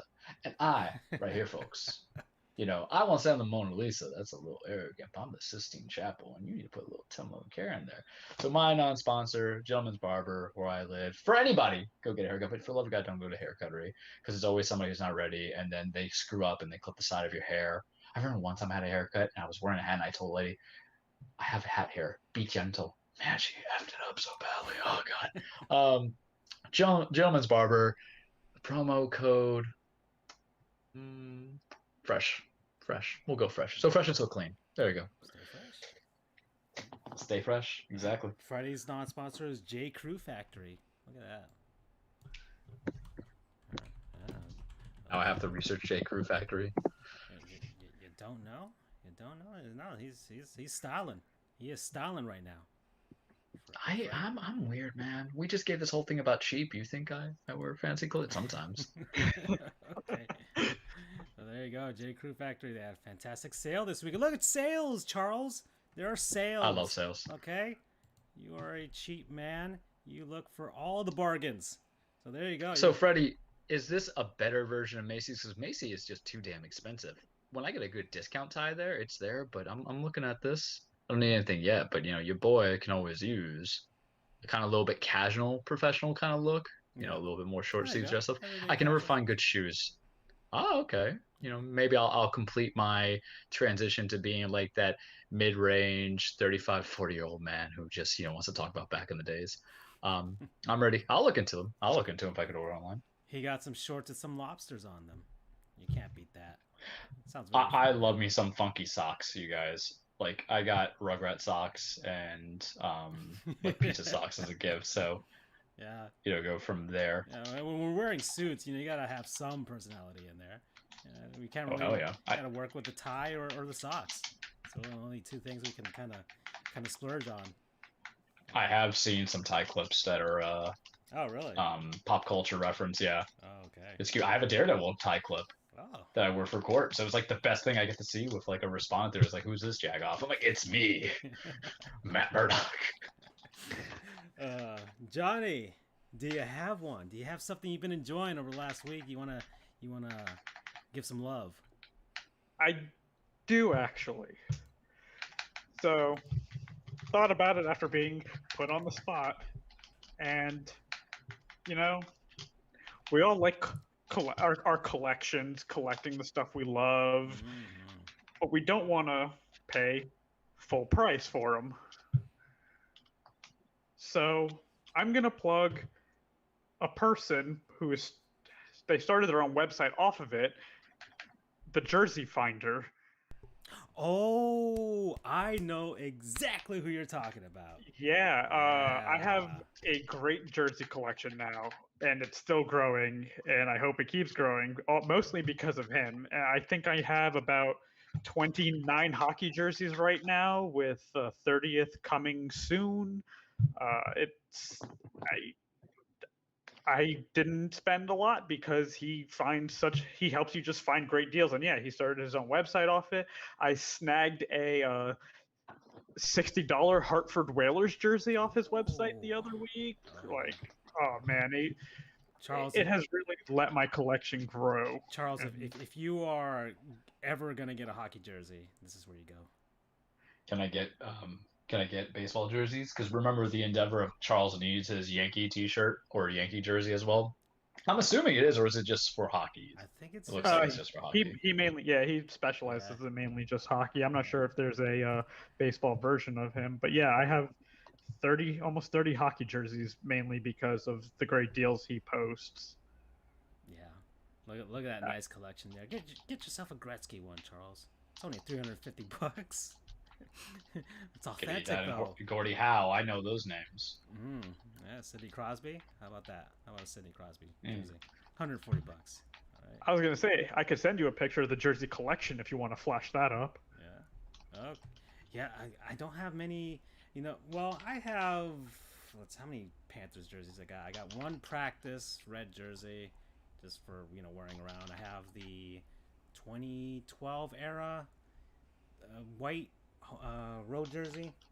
I have the original '93 red jersey, and then I have the new current jersey, the red one of the Panthers. So that's what and I have a Legend of Zelda hockey jersey as well. So. That's actually what? Cool. You haven't seen my Zelda jersey, Charles? No, I have not. You haven't seen. It's got the hero shield as the crest in the middle. It's got some Triforces in the back. It looks like Link's tunic from Zelda. It's got all the trimmings. Oh man, we will. This goes into that conversation that we were going to do for the a different show, but Andrea's got back with weird sports memorabilia. Oh yeah. Okay. I guess this is Andrew's non-sponsor. Let's just go with it. Let's go with the jersey theme. All right. Thanks, Johnny, for getting us on this train right here. We love this. All right. GeekyJerseys.com. This is where I got my Zelda one, baby. All right. Look at that. They got a Metroid themed one. Oh God. Oh boy. I actually do like that Metroid one. Yeah. They got all kinds of geeky stuff here. All right, you got a Ron Swanson one. That's perfect for you, Charles. Look at that one. I do love me some Ron Swanson. Okay, got a bunch here. There's a ton. It's very geeky, and I think they're very. Oh, you got a Shredder one right there, Ninja Turtles. There you go. You got a Spaceballs one. If you like classic movies, got a Lone Star right there. A Darth Vader one. They all got all kinds of stuff, man. This is the geeky stuff, like a Fallout one. What do you guys want to go? Games, movies, comics? What do you want to see here? I mean, I'm a little bit of everything. If you saw my pop culture shirt collections that I wear for the shirt, like right now I'm wearing one that is of Iron Man with the Tony Stark, but it says Billionaire Playboy Philanthropist Club. It's like his logos. I love any of that stuff. I like the Bowser, Scary Terry from Rick and Morty. Not Freddy Krueger. Rick and Morty. I'm thinking Freddy Krueger, but they probably have that too. And they have Mike Myers right afterwards. Yeah. I mean, take a peek. Take a peek. Since we've talked about video games, let's take a peek of video games. Because if you have to do a good one, you have to make it so. And the thing is, they're limited time. They can only make a few. There's a Sonic one. Oh no! Why did they put this yes. now? These things are because they're custom made. They'll put your name and whatever number you want in the back of it. They're expensive, but man, are they of really high quality. Like super high. It's the best jersey that I have and everything. They got a Shadow Link one. I think this one's as close. Man. This is kind of what I have. This one right here. This I'm on the site right now looking at for my own purposes. Exactly. I can see you. Yeah. Yeah, I can see you rocking the Hillian one. Except it's instead of the gold trim, it's got the silver trim. So that's what I have. And yeah, this is these are wonderful jerseys. Let's see what they look like with actual human beings wearing them. So there's a few of them. You got some celebrities in there. I think Kevin James orders from them. He always wears very geeky hockey jerseys. He's a hockey fan, of course, a nerd like the rest of us. So you got all kinds of different. There he is. There's our good old buddy there. So I guess this guy's wearing a Pokemon one right here. This geeky jersey. That's Andrew's non-sponsor right there, because I feel like Andrew would definitely. Yeah, I'll have to check these out later for sure. Yeah, I'm telling you, this is I found them back in like 2013, I would say, and both me and my sister got ourselves some Zelda jerseys, so both custom made. It's beautiful. It's beautiful. So it takes a while for them to get it to you. I think we ordered it. Took like 3 months or something just to get it. Oh yeah, custom ones will always take a while. Yeah, so you guys, they have a damn Wire jersey. Yeah. Whoa. The show The Wire on HBO, Ooh. Which is a great show, by the way. That pseudo non-sponsor right there. Holy crap! I never thought I'd see something like that. Yeah. They got TV, got others here. They got all kinds there, and so yeah, geeky jerseys. Promo code nerds. All right. Okay. So that is it for. We're past the halfway point, guys. We can look at these jerseys forever. So let's move on here. So let's go into the second half of the league, Johnny. So we've already covered the Central and which is basically the Southeast / Central Division, and the North, which is just the Canada Division. So we'll move on to the East. The Boston Bruins. Yes, the gauntlet of the Mass Mutual East. Yeah, Boston Bruins. Once more. Yeah, I always sit here and like, oh, this is the year the Bruins are gonna fall off. No, this is the year the Bruins are gonna fall off. Never happens. No, they managed to hold themselves out long enough for Pastrnak to come back. Their offense was a little slow to start without him, and they held on long enough. Tuukka Rask is still Tuukka Rask. I mean, there were some questions on the back end with them letting Torrey Krug leave, with them letting Zdeno Chara leave. That leadership, that you lose with Zdeno Chara, even if he's not playing the minutes he used to, that presence in the locker room still means something to them. And for them to mitigate how much they did and still look like the Boston Bruins, what is it with New England sports that they're just always seem to be competitive now, and it's ridiculous. Yeah, they're top 6 on both sides of special teams, so they'll kill you on either way, penalty kill or on the power play. They have a killer top line. You got Pasta, you got Patrice, you got Marchand. They just don't go away. They just don't go away.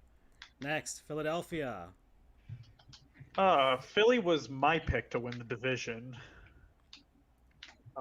They've had a good start. They've had some shaky games here and there, and COVID's gonna test them right now because they're like out for like a week or something at this point. Yeah, they had a couple players test positive, and I mean that's a concern in that locker room with Oscar Lindblom just coming back from his cancer treatments. Now he's cancer free, but those treatments still could take a toll, and I don't know if he's still considered high risk or not, but that's always a concern in that locker room. And I mean they have great young goaltending in Carter Hart, and I mean Giroux's kind of falling off, but he's the leader. There seems to be like the young core of. Yeah, exactly. You have Konechny stepping up. You have Joel Farabee stepping up. You have Lindblom steps up. I mean, you have the comeback of Nolan Patrick, and they have a lot of pieces, good depth. They're JVR's having a good season so far. Yeah, and I had Kevin Hayes, who I thought was a bit of a weird contract, but he's living up to it somehow. And yeah, I mean, Ivan Provorov on defense is phenomenal. They have, South Florida native Shane Gostisbehere. Ghost. I think they're my team to beat in the division, and I hope this pause doesn't really hurt them that much. I mean, either it's going to be the pause or it's the truncated schedule following the pause, because now they'll have back-to-backs, less days off. We'll see. We'll see if they can get through the gauntlet after that. The Washington Capitals. Ovi gonna Ovi? Yeah, Ovechkin's gonna be Ovechkin. We all know this. He's in his office. What do you? Exactly. A lot of age on the team. A lot of age on the team. They signed a bunch of old guys, but sure. COVID delays, absences throughout. But once they get healthy, get going, they'll be fine. They'll be fine. I think. Capitals. You got Tom Wilson stepping up in a big way. Mm-hmm. You have, Backstrom is always going to be one of the best passers in the league. Him and Huberdeau for me are like the best passers in the league. You have Ovechkin, who's always going to be Ovechkin, it seems, and I hope he breaks Gretzky's goal record eventually. I've debated this with Andrew. It's really hard now with these shortened season things. Yeah. That's just less time for him to do it. If he does it, it's even more fucking incredible. Yeah. Oh no, that's it's even more. I hope he does. And you got John Carlson. He's their Keith Yandel. He doesn't do defense, but he drives the offense a lot. Does it make people pull out their hair more than Yandel? I don't know. That was the huge controversy with the Panthers this year. Keith Yandel, the streak, and I like Yandel. I like Yandel's personality. Love him. All that stuff. But if he starts sucking, and look, just need to put Yandel with a babysitter. Well, yeah. And that's what Radko Gudas has been. Thank you for that, especially. But yeah. But Yandel with another offensive defenseman, it's just a disaster. Just a disaster. Exactly. We've seen it happen. So, but aside from that, and the moment he starts sucking, and it's better to sit him than to play him. Please sit him. All right. This is not the hockey equivalent of Cal Ripken Jr. It's okay to sit this man down at this point. We're not destroying a Hall of Fame career when that happens. All right, New York Islanders. Next. Semyon Varlamov having some very good numbers so far this season. 1.98 goals against average, 929 save percentage. Offense needs to pick up a bit. But defense and him are keeping the Isles in this. Pittsburgh Penguins, another drama team. Jim Rutherford just suddenly resigning. They've got Brian Burke is back in the league, everybody. Hey, he's the new president of hockey operations. And this is really... I asked, my brother-in-law is a Penguins fan, and he never got back to me about this. I'll have to talk to him personally about it. I asked him, how did it feel to have Ron Hextall as your GM? It's like... It's weird for me. It's because he was with the Flyers all those years, and the Penguins and the Flyers rivalry. I told Charles, he's a New York Yankees fan. It's like having David Ortiz as your GM. It's just like the guy that epitomizes that rival, and he's now your. Well, maybe it was Lindros that was the GM, maybe more so. But either way, it's Hextall. Okay. I think Hextall's a great GM. A lot of those pieces that I talked about in Philly were his picks. And I actually wanted him myself for the Panthers this offseason. He was actually who I wanted.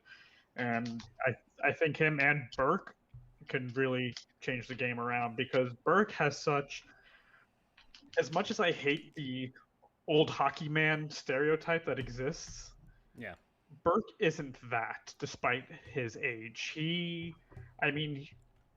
A lot of guys were always hesitant to, draft soft Euro players, but he wanted the Sedins, and look what the Sedins. He wanted the Sedins, and look what the Sedins did. He loved his European players, and he loved scouting places people weren't looking. Yeah, look at his the lone cup winner that he had in Anaheim. He had Europeans on there. Your Timu and stuff like that, so it's not anything new for him. So exactly. Next, the New York Rangers. Their two rookies have been pretty invisible so far. Kako and Lafreniere. I am. The Rangers are my second team. I grew up in New York. My cousins are big Rangers fans. So that kind of, especially with the Panthers missing the playoffs every year, I'd always fall back on the Rangers and Henrik Lundqvist. And it's really weird not seeing Henrik Lundqvist in net. But I think Igor Shesterkin and Alexander Georgiev are good successors to what Lundqvist was and and they'll carry the team in the future. But they're only in year 2 of what should have been a rebuild. Not every rookie comes in and is McDavid and is an immediate impact, and it's okay for Lafreniere to underperform, especially without getting the preseason. Look at Hughes in New Jersey. He didn't have that great of a first year, but he's having a bounce back sophomore year at this point. So it's a lot of people. It's really hard. I get it. You're a top 5 draft pick, or especially number 1 draft pick, and everybody's ready to either crown you the greatest thing ever or label you a bust. It's really hard. You don't draft a player for his 18th season. That's you wait, and it's patience. And him coming to the New York Rangers, it's a culture shock for a kid. He's 18. It's a culture shock. He's coming over from Canada, and he's trying to learn his teammates, learn the system, learn everything, learn a new way of life, and it can be overwhelming. And I think we could see a surge from him maybe in the later half of the season, but I think it's in their best interest to not make the playoffs anyway and let these guys just get the time they need to develop. And I think that's an issue that David Quinn, their coach, is not doing. And I don't think he's playing them in their best opportunities to succeed. Yeah. Next, the New Jersey Devils. So they've got 10 points in 9 games at this point. I already mentioned Hughes having a bounce back year. Their defense is great. They have a lack of offense that's holding them back.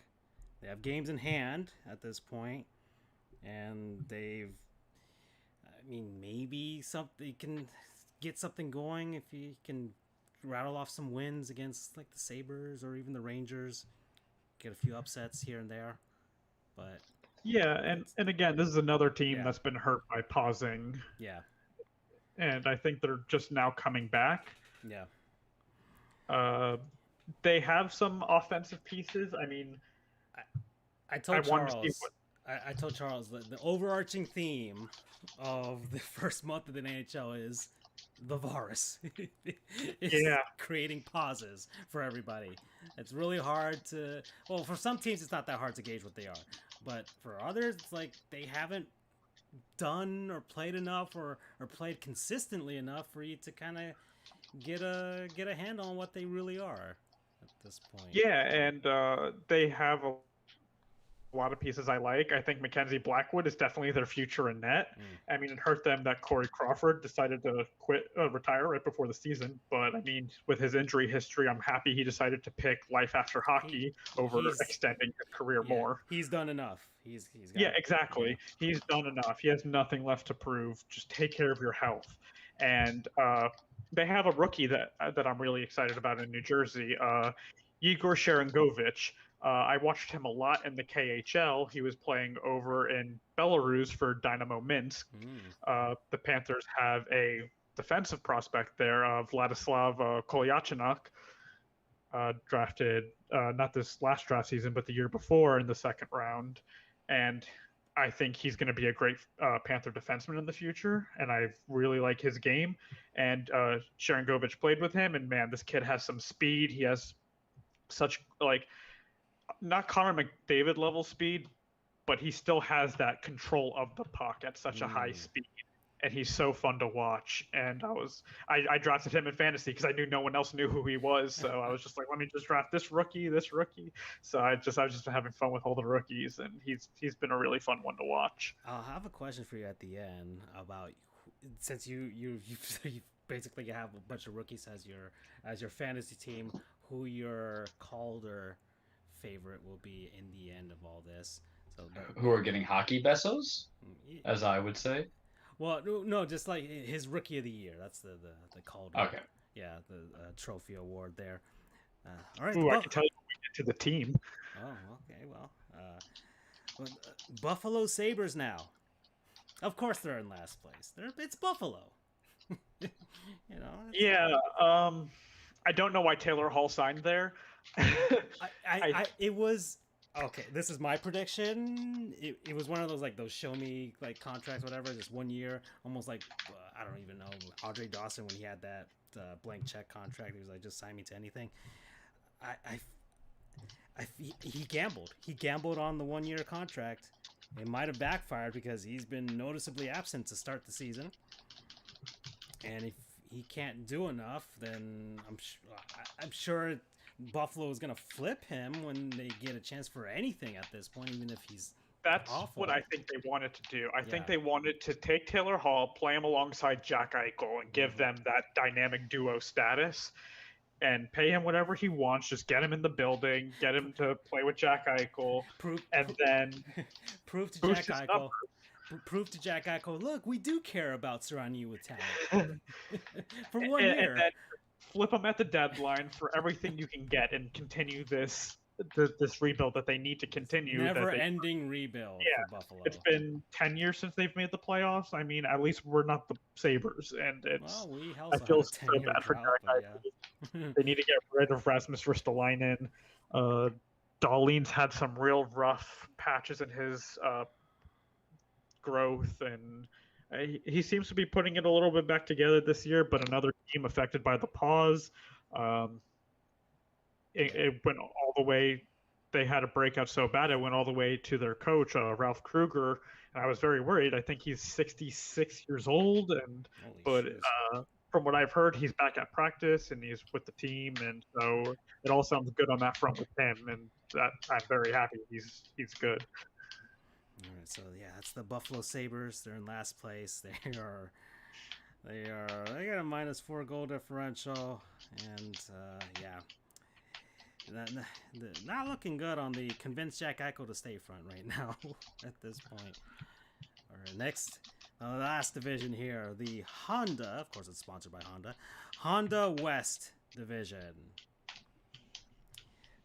which includes the team that I felt was a cup contender, was gonna hoist the Stanley Cup at the end, the Colorado Avalanche. That was my pick before the season. That was mine too. Yeah, let's get into it. So we got the as of now in first place for this division are the Vegas Golden Knights. All around built to win, all around good team, outscoring teams in the third period by a ton to close out games. High tempo hockey, and Marc-Andre Fleury, who recently I think he was the second star of this past week for the Golden Knights, for the NHL really. Lehner's injured, and Marc-Andre Fleury is showing everybody, yeah, look, I'm not dead yet, all right? Don't, okay, let me just have a one good season. You'll ship me off to Seattle after this, and I'll be another guy that will be the John Van Beesbrook 2.0 here. So, I had Fleury done after last season. I didn't think he was going to bounce back because, again, goalies just hit the wall all at once sometimes, and he had a real rough season. And at his age, you don't bounce back. The injury to Robin Lehner is unfortunate. I like Lehner a lot. In my opinion, he is top 3 goalie in the NHL, and he is who I wanted over Bobrovsky. Oh. Yeah. And I was very sad. We could have gotten him so much cheaper. He signed a nice friendly deal for what he brings, and I wanted him, and then they've had to restructure their top line with I knew William Karlsson was gonna regress from the initial first season of Vegas because his shooting percentage was through the roof and it was absolutely unsustainable. Yeah. There's a lot of luck there. Yeah, I think in their first season I counted them out every step of the way because they were powered by spite. Spite was only going to get them so far. They played over their level, I thought, because they all felt scorned that they were ditched by their current teams, and since then they've done great at adding. Yeah. I mean, Mark Stone is the best defensive winger in the NHL because not a lot of wingers play defense. And he's really bolstered that team and what he brings. And, I mean, Pacioretty still has his scoring touch. And, I mean, Marchessault's still starting stuff with the kids on Twitter and Instagram. And, yeah. So, but Vegas still a good team. They just recently beat the Colorado Avalanche in a very good game that I saw between the two. That was a fine game. It was a shutout for Marc-Andre Fleury, which is just like, wow, this guy's still doing this? Really? He's still alive? Yeah, he is. He's still doing this thing. A little mini renaissance here for MAF here. Next, the Colorado Avalanche. My cup pick, as I told you, Cale Makar is a revelation to me as well. Yeah, my cup pick. I had the first overall pick in my fantasy draft. I took Nathan McKinnon. I think I thought the West was really top heavy, and they could take advantage of those bottom feeding teams in the division. Basically 3 teams, and that's it. Yeah, exactly. And I felt like this is. I don't know if they were necessarily going to win the division, but I think in the best of 7, they're going to be more prepared. I wrote this on our group chat. It's going to be a real shame that 2 of these teams are not going to make it out.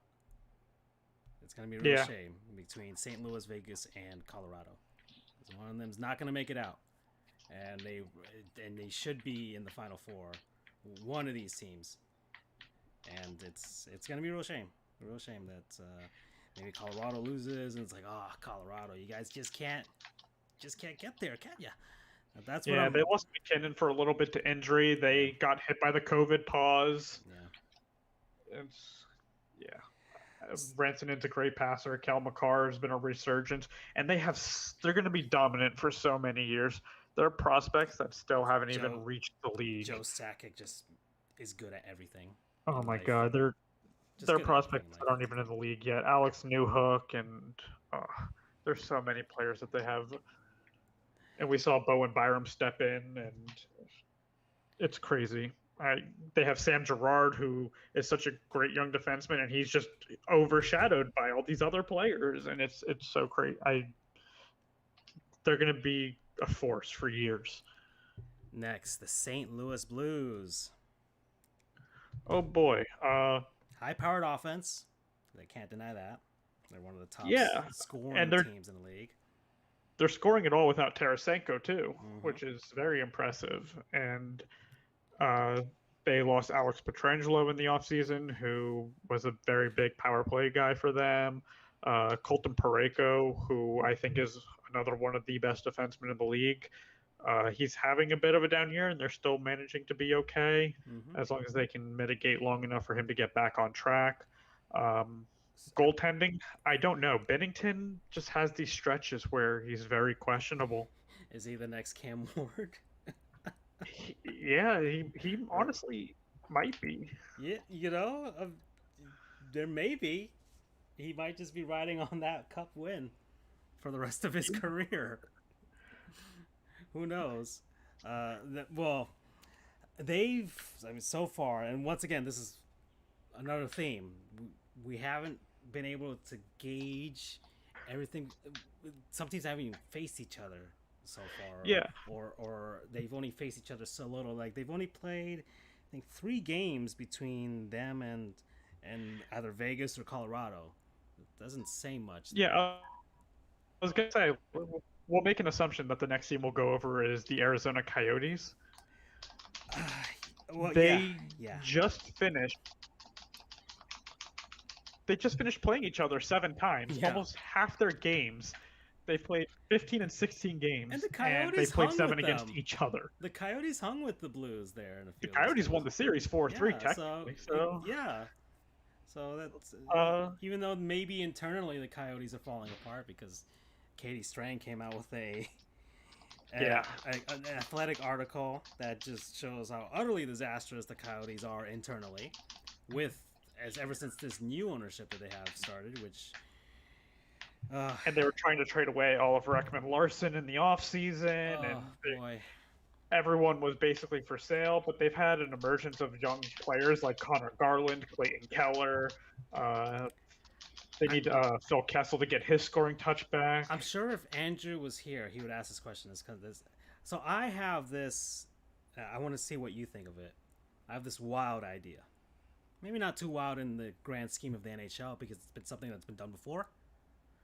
But I thought of, what if the NHL, instead of contracting, what have you, merged the Arizona Coyotes with the Florida Panthers? Meaning, we get the best of both worlds with their best players. We might have double the disappointment. I'm just saying, you get all the young prospects, all the goodies that you love, and we get all the best of the best from them. We just ship off all the dead weight. So we get from both franchises. You fizzle away Arizona. Things didn't work out in the desert over there. You make everybody else happy. NHL's Seattle's 31 team now. And so you get a 32nd team. You get some of that expansion draft or expansion money from a group that wants to put a team in, I don't know, Houston or Quebec, whatever the hell you want. And you have a bolstered Florida Panthers franchise in Sunrise with Oliver Ekman-Larsson, with Aaron Ekblad. Just imagine if that were to happen. Okay? Yeah, just all the Panthers offense with Aaron Ekblad, the Coyotes defense, and the Coyotes goaltending. The best of both. the best of both, and just and you suddenly you have one less problem franchise for the NHL, so we can stop hearing people talk about relocation. That's my wild idea. And the NHL has done this before. They did it with the Minnesota North Stars when they merged them with like the Cleveland Barons or what have you. It's been done before. So just to say, and it saved the North Stars for at least another decade when that happened. So, and they made a couple Stanley Cup Finals as well. So it's not that wild of an idea. I'm just saying you could do a modern version of it. It's pandemic time. Let's get weird with it. Come on. I feel bad for Arizona and the fact that next year they'll be in the Central, which is a lot more stacked than the Pacific. Yeah, and not easy for them travel wise either. I feel like they're building them to fail at this point. It's almost like they're preemptively getting ready for them to move to Houston, because I could see that. Oh, you put them in the Central already? Okay, yeah. A natural rival for Dallas right there. Houston and Dallas, they're already in the Central. Boom. And I don't want to see anyone lose their team. No. I mean, because we hear it all the time. Especially as Panthers fans, we know how it feels to have it held over your head, and I hope they keep that team. Yeah, I don't have a problem with it, but I'm just that's my wild idea, just to throw it out there. But okay. I mean, it's a very real possibility, unfortunately. So the Coyotes, there you go. The Minnesota Wild. They got the worst power play in the league at this point. This is why we call them the Minnesota Mild, because you're just whelmed by them. Yeah. They don't have a lot to deal with, and another team dealing with the COVID outbreak. Yep. Common theme here. They have some pieces. They have good pieces. They don't have great pieces. It seems. See, they going have to the mild theme right there. You know. They have 1.5 good pieces. You're not putting that on your chalupa, Charles. No, I'm not putting that on my chalupa. 2.5 good pieces. Yeah, okay. I like Jared Spurgeon on defense. I think he's a great defenseman. Quarterbacks a power play, can break up plays in the defensive zone, not a liability. You have, I don't know if Kevin Fiala is for real yet. He had a great season last year. He went from nothing, like quiet, nothing, to a great season to, we'll see this season if he's for real. Mm-hmm. And then you have my Calder nomination, who I think would win the Calder Trophy this year, Kirill Kaprizov. Mm-hmm. Okay. He has been so good on that team with no help. There is no help on that team for him, and I think he started off playing the season with Nick Bjugstad. Oh, that's right. Bugey went back home. That's right. Yeah. So obviously, I hope Bugey has a rejuvenation season in his hometown from Minnesota, but that's really all the pieces they have. Matt Zuccarello is injured, and they signed him to an albatross contract. Their goaltending is questionable, bringing in Cam Talbot, and then their backup is still. God, I don't even remember who their backup is now. Yeah, I can't recall either. Well, Minnesota Mild. That's basically the theme. So and the virus, of course. If Kaprizov isn't on the ice, they're not that fun to watch. If Kaprizov is on the ice, they're very fun to watch. Mm-hmm. Okay, let's 3 California teams. Anaheim, the Ducks. Basically, Anaheim, John Gibson and Ryan Miller. Yeah, John Gibson and his band of merry men. Yeah. They're going rebuild. We all know they're going rebuild. The Pacific is weak, so they're still winning games. I'd like to see them call up Trevor Zegras from San Diego, because he was very fun of the World Juniors to watch. He's a very skilled player. Just let him get the time. Like, you have nothing else to play for. Let him get the time. Mm-hmm. I maybe they're wary of I think burning off a year of his contract. That could be one thing. Maybe the Ducks. I don't know if they want to compete. I mean, Gibson's sure as hell trying to get them to compete just by his play alone. I don't know if they want to be get into the playoffs by virtue of being the best of the worst teams in the West, because nobody's getting past Colorado, St. Louis, and Vegas. And just be number 4 by default at this point. And maybe Gibson gets them there, and if he does, he should win the Vezina. Because that would be a very Herculean effort on his part. And he, well, I mean, if they make the playoffs, give him the heart. Like, yeah. That's true. Give them both. Give them both. Was it? Carey Price? Did he get both? I believe he did. Okay, yeah, I think he did. Yeah, there you go. Los Angeles, the Kings.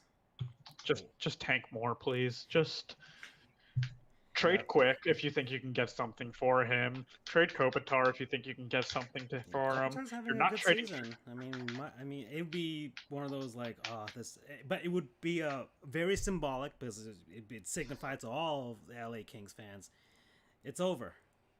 It's time to start over. Come on now. They're doing this half-assed rebuild. Just do it. That's what I mean. Just trade one of these guys that symbolize those 2 cup victories. Tell Kopitar you respect the hell out of him. Tell Quick you respect the hell out of him. We want to see you go off and win someplace else.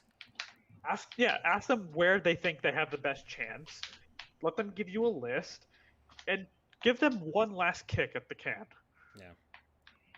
And tank this year, especially. I mean, you need to get rid of Drew Doughty just because of that contract. He's not playing up to it. No team's going to take it though. Yeah. But this coming draft season is packed full of great defensemen or great defensive prospects. This is the year of defense in the draft. Defense wins championships. LA loves defense. Mm-hmm.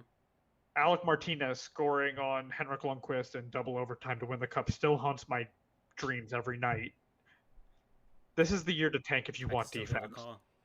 Martinez, that's Doc Cup. Yeah, Doc Emmerich. And the worst. They are the worst team at even strength right now. They are suffering injuries, and LA you're not going to beat Ottawa at this point, but you can try to get that second. Say, it's a lottery. It's a lottery. So NHLs want to give it to. I can't say that it's rigged because they're ping pong balls, but still, there are feelings like, oh, come on, the New York Rangers got the #1 pick. Really, NHL? Come on now. I know you're a Rangers fan, Johnny, but still. Yeah, it's okay. Still, you guys didn't deserve it. I mean, hey, did you see the replay? The Rangers ball knocked the Leaf ball out of there. Oh well, yeah, that would have been really, really awful if that had happened. Okay. And finally, the San Jose Sharks, who have yet to play a home game, but they got a nice guy named Mario out there, Mario Ferraro. Mamma mia! Is he a Super Mario? No, he is definitely not Super Mario because there's only one Super Mario in the NHL. Yes, the best player of all time, Mario Lemieux. Yeah. So UMass. So we have one guy, BU, Mr. Canada. You might have seen him comment there. He's all about college hockey, so he's up there in your prospects lining up there. He's of course BU. You understand what that means, Boston University. Of course. That's who he's about. And when the bean pot comes on over, we always like to get some of that insight right there from him. But this is a UMass guy, defensive partner of Makar as well. So he's making a case as a fixture, top pairing for the Sharks at this point. I mean, the Sharks are in a rebuild, right? They might as well be. So, yeah, Sharks. All of California is in a rebuild. If Panthers fans want to get mad at Bobrovsky, just be glad we don't have Martin Jones or Devin Dubnyk because they are the worst goalie tandem in the NHL. Mm-hmm. And Bob Bugner is pulling his hair out over there coaching that team because... oh boy, he called out Martin Jones the other day. And Erik Karlsson has half an ankle left, and that contract is probably worse than Bobrovsky's. Yeah. Somehow there's a contract worse than Bobrovsky's, and it's Erik Karlsson's. And they might need to trade some players. They give Couture another kick at the cup. I don't know if they see Timo Meier or Tomas Hertl in their window if they rebuild. I don't know how long they see their rebuild taking because you never know. Yeah. And if you can get something for these guys now, you get something for these guys now. I find it very difficult to rebuild in this stage with Colorado. Colorado's not going anywhere. Vegas has got this window open at this moment, and so let's see. Let's think about the division going into the future, not this weird sponsored division thing that they're doing right now. So in the Pacific Division, the normal Pacific Division, so you got Vancouver, Calgary, the 3 California teams, Arizona's moving out, and Vegas, and Edmonton. It should be an easy win for Vegas every year for the foreseeable future in the Pacific. The Sharks can start a rebuild and wait it out for Vegas and then move on from there, like maybe say 3 seasons, 4 seasons from now. So if they can, if they really need to get rid of any pieces they have at this moment that have any sort of value, and get this moving at this point. Because the Sharks aren't a bad team. They don't have bad ownership. They can turn it around pretty quickly if they have smart hockey people. They've done pretty well in their franchise history with regards to competing. So I don't see them being down and out in a perpetual rebuild. So yeah. So it's just do it, San Jose. All of California under construction, please. Exactly. Just call it quits for right now. After so many years of the 3 California teams basically being fixtures, it's time for all of them at this point. And yeah, Johnny, we've gone through all of the NHL in the first month. Yay! We did it. That was a doozy. Yeah, no, this has been fun. I needed this refresh, to be honest, because I've just been following the Panthers and watching the games and stuff like that. And because there's no interdivision play, just intradivision play, you don't really have to care about the other teams for now. So you just have to care about making those top 4 spots, and you're golden. And that's all I cared about. So, 'cause sometimes I would watch scores, like the score crawl right now on the bottom, and I'm like, oh, okay.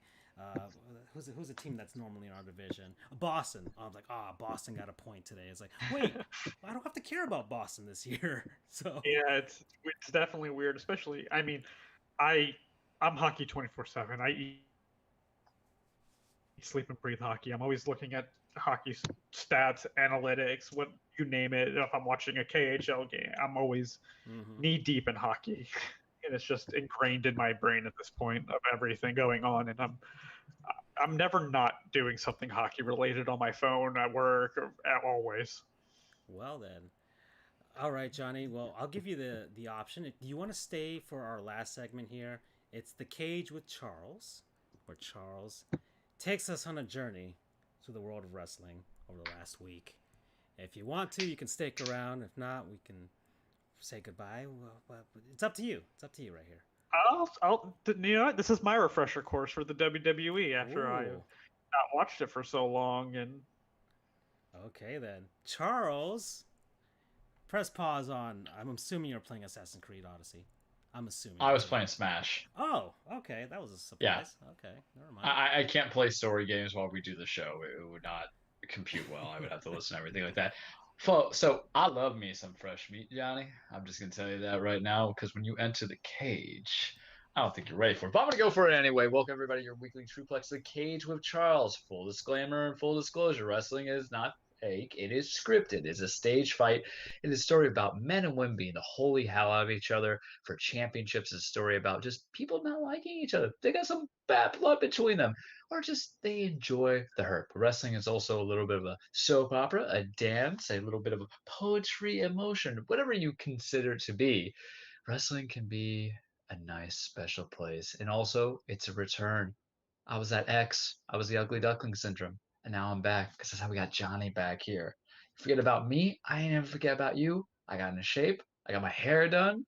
I fixed my teeth. I got some makeup. I'm ready for you, baby. I'm ready for you. Lots of stuff happened in wrestling, guys, and too much is happening in wrestling. I failed you. I failed this segment. How dare I? Because I don't think I did. How dare I, Francisco? Forgot to mention there was an NXT Takeover pay-per-view. Yeah, you talked about an event that's happening like 3 weeks from now. Oh my God! Yeah, I was talking about Elimination Chamber because I was so focused on that card, and I forgot that Takeover was the weekend on Valentine's Day and NXT Takeover Vengeance Day. But also we talked about another wrestling. It was New Beginning Hiroshima, New Japan Wrestling, because that's right, Johnny. I've learned. I've experienced. I went above my love for WWE. I had to get my movements in there, and I know all about that Impact Wrestling, formerly known as TNA. I know about that AEW Elite Wrestling. Sponsored by Cody Rhodes, son of Dusty Rhodes, and the Young Bucks and Bullet Club. I'm also in Japan now. I'm a weeb completely. But they had their pay per view, and Francisco was hyping up a little bit. What was the match I was looking into? I was looking into a little about Kota Ibushi versus Sonata. It was fine. I watched a little bit of the highlights of it. They're finally doing it. I'm gonna tell on this because there's a twofold I gotta go on WWE. They're finally doing it. They're finally splitting the damn titles. I'm so happy because Kota for Johnny's background for everybody else.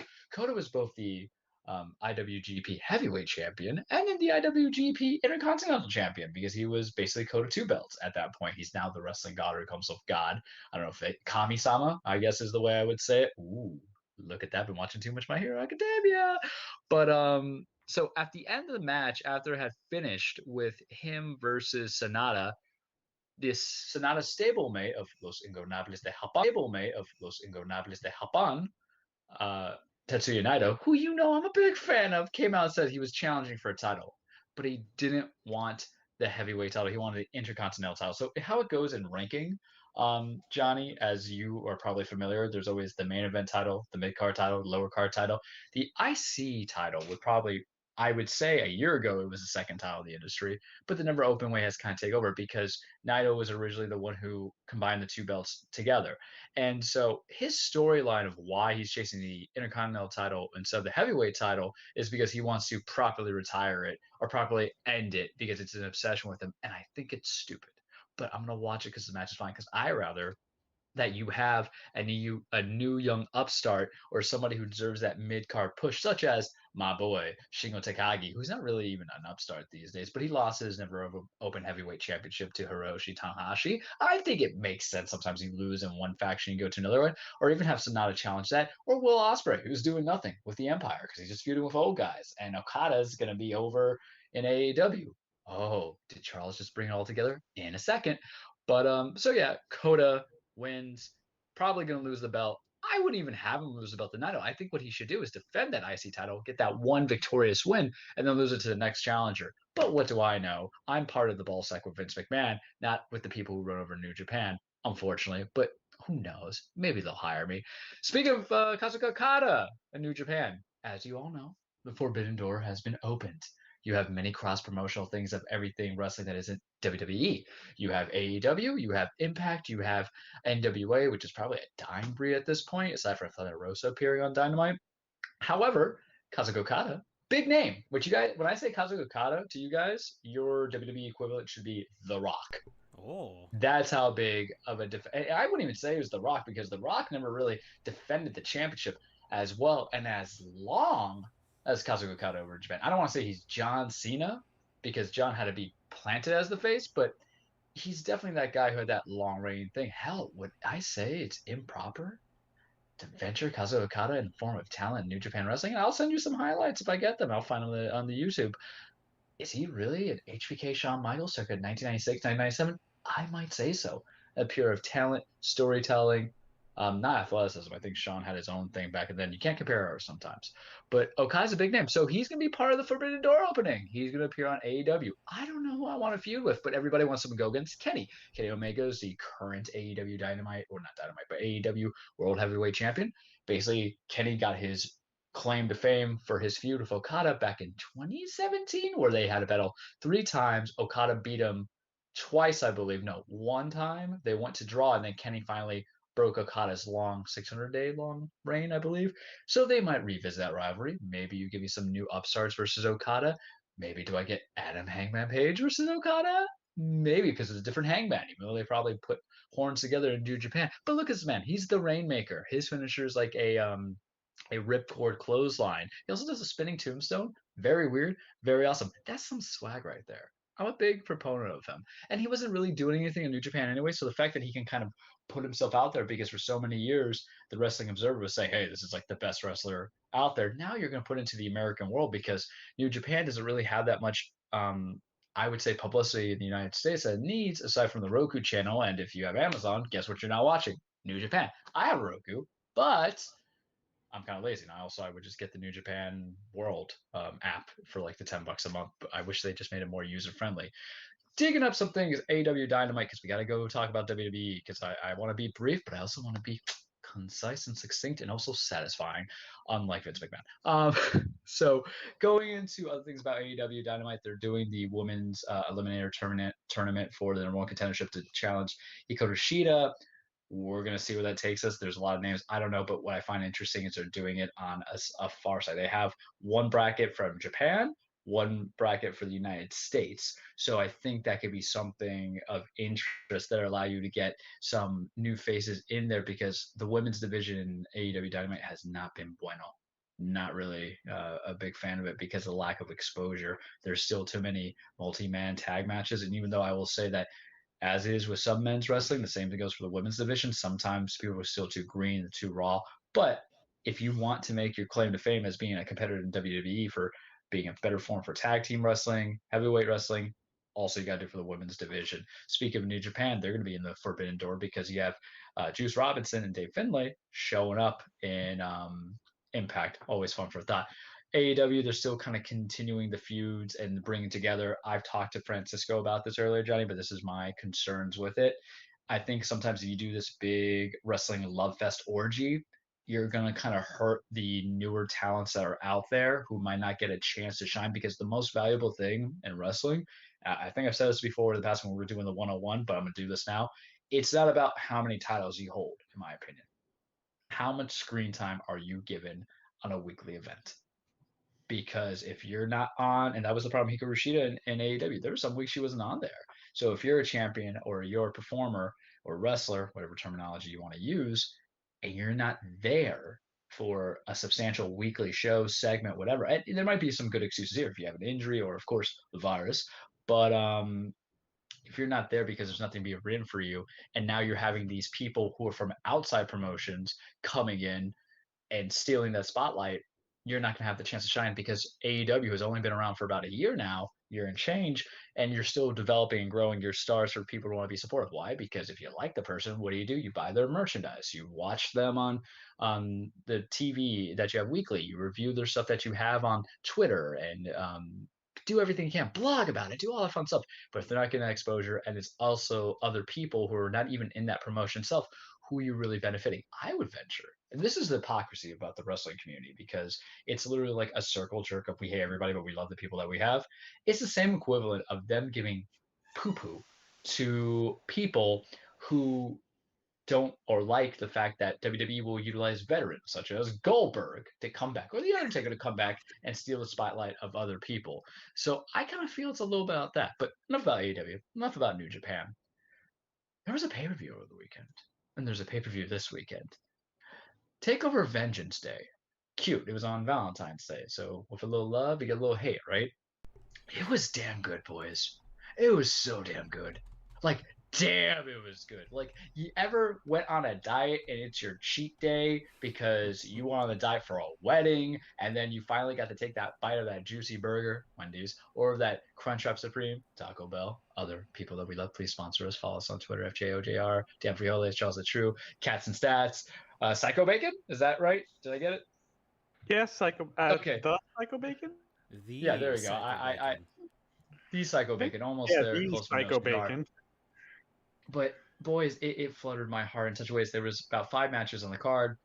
You had the finals in the Dusty Rose Tag Team Championship for the women's and for the men's. Raquel Gonzalez and Dakota Kai won against Ember Moon and Shotzi Blackheart. And a very good match. The problem was I was eating said Taco Bell as I was watching it, so I couldn't necessarily. Oh, don't spoil it, Francisco. Don't go down. Okay. People got to know what's about to happen, because it was big about what happened at the end. It was a good match. Unfortunately, I was eating a Bacon Club Chalupa. So damn good. But it was still something that caught my attention. Kushida versus Johnny. I was like already there was some frothy foam at the tip because of how excited I was for this match. It started out a little slow, but man, it was good. It's for the North American Championship. Johnny retained. He retained clean. I am so shocked, because for somebody who is Johnny Takeover, he loses all the damn time. I think he's been to like 13 takeovers, but he's only won 4. And he finally successfully defended a title shot. And it ended with essentially Johnny doing his slingshot DDT onto the outside, and then redoing again on Kushida on the inside and get that 1, 2, 3. So there was no chicanery, there was no tricks, there was no bad booking. I was shocked. And also made me feel like Kushida came out looking good at his first takeover, because he's really been doing nothing since he signed with the company in 2019, former New Japan Pro Wrestling Light Heavyweight Championship over there, or what they call it, Junior Heavyweight over there. So damn, it was good. Excellent technical wrestling, good storytelling, a little slow, but flooded my heart a little bit, boys. Flooded my heart a little bit. Men's tag team, Dusty Rhodes Classics, that get you a future title shot. That's the whole thing about winning the champion, or not the championship, but the Classics, is that it gets you a future title shot on the tag team spectrum.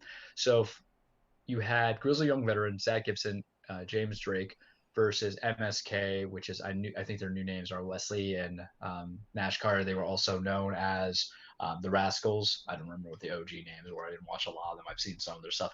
Very good match. Not really surprised with the winner. MSK won, but they debuted with the company a month ago, so to get hot shotted into being a Rhodes Classic winner and getting a future NXT Tag Team Championship is good. But they put a good performance. Grizzly Young Veterans is the second year they came in as runner-ups in a row.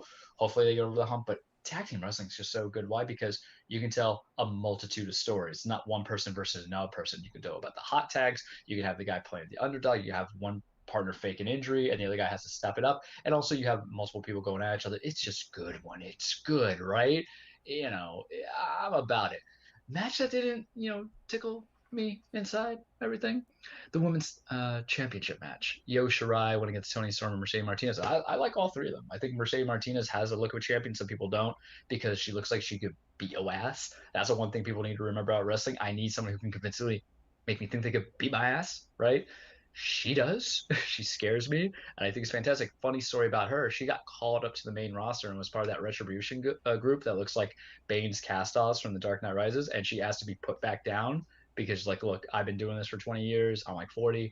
It matters so much to me about the images as opposed to the next opportunity, and I respect that of her. But what happened, it was fast-paced. There were some spots that didn't work out because one of them was that a table on the outside of the announcer table they were supposed to go through, but I guess it broke when Tony Storm just touched it because some of these things are pre-planted. So it was amusing, but I thought they had good chemistry. But something happened. It just ended abruptly. And I was reading that they were supposed to have 20 minutes of time, but they only went for 13 or 14. But you didn't even know, like, you kind of sensed it was coming, but you didn't think it was going to be like the finisher. What happened was Mercedes had Tony Storm in a chokehold, and then out of nowhere, Io Shirai hits the moonsault onto both of them. Tony rolls away and then went on to Mercedes and got the 1-2-3. Now, something like that might break up the pin, might add additional 3 minutes or 5 minutes to continue it, but to end it, I don't know. So that's always the kind of the risk with triple threats. And what I did like was the pacing, because I think triple threats should always be go, go, go, go. But abrupt endings can sometimes ruin a match, personally speaking. But match of the night, boys. Why we can't scroll it down yet? Because you know how sometimes you are fatted and full, and then you see that cake that's passing by. You all went to Valentine's Day. You all have some little love in your life. Get yourself a little brownie or a pizookie or whatever it is that people want. Just some ice cream. Some little extra nosh because you're full, but you know you got to do it. Oh, bros. I was already feeling kind of fat and full, and nap time was coming. But Finn Balor, Pete Dunne, NXT Championship, great storytelling. Two Brits going at it. Finn, who's been in this game, he's 39. Pete Dunne's like 27 now. Learning this thing, he was longest reigning NXT UK champion without the virus relations for adding on the additional days. They're also good. Storytelling at its finest. Finn was getting his arm worked by Dunne. Dunne was getting his leg worked by Finn.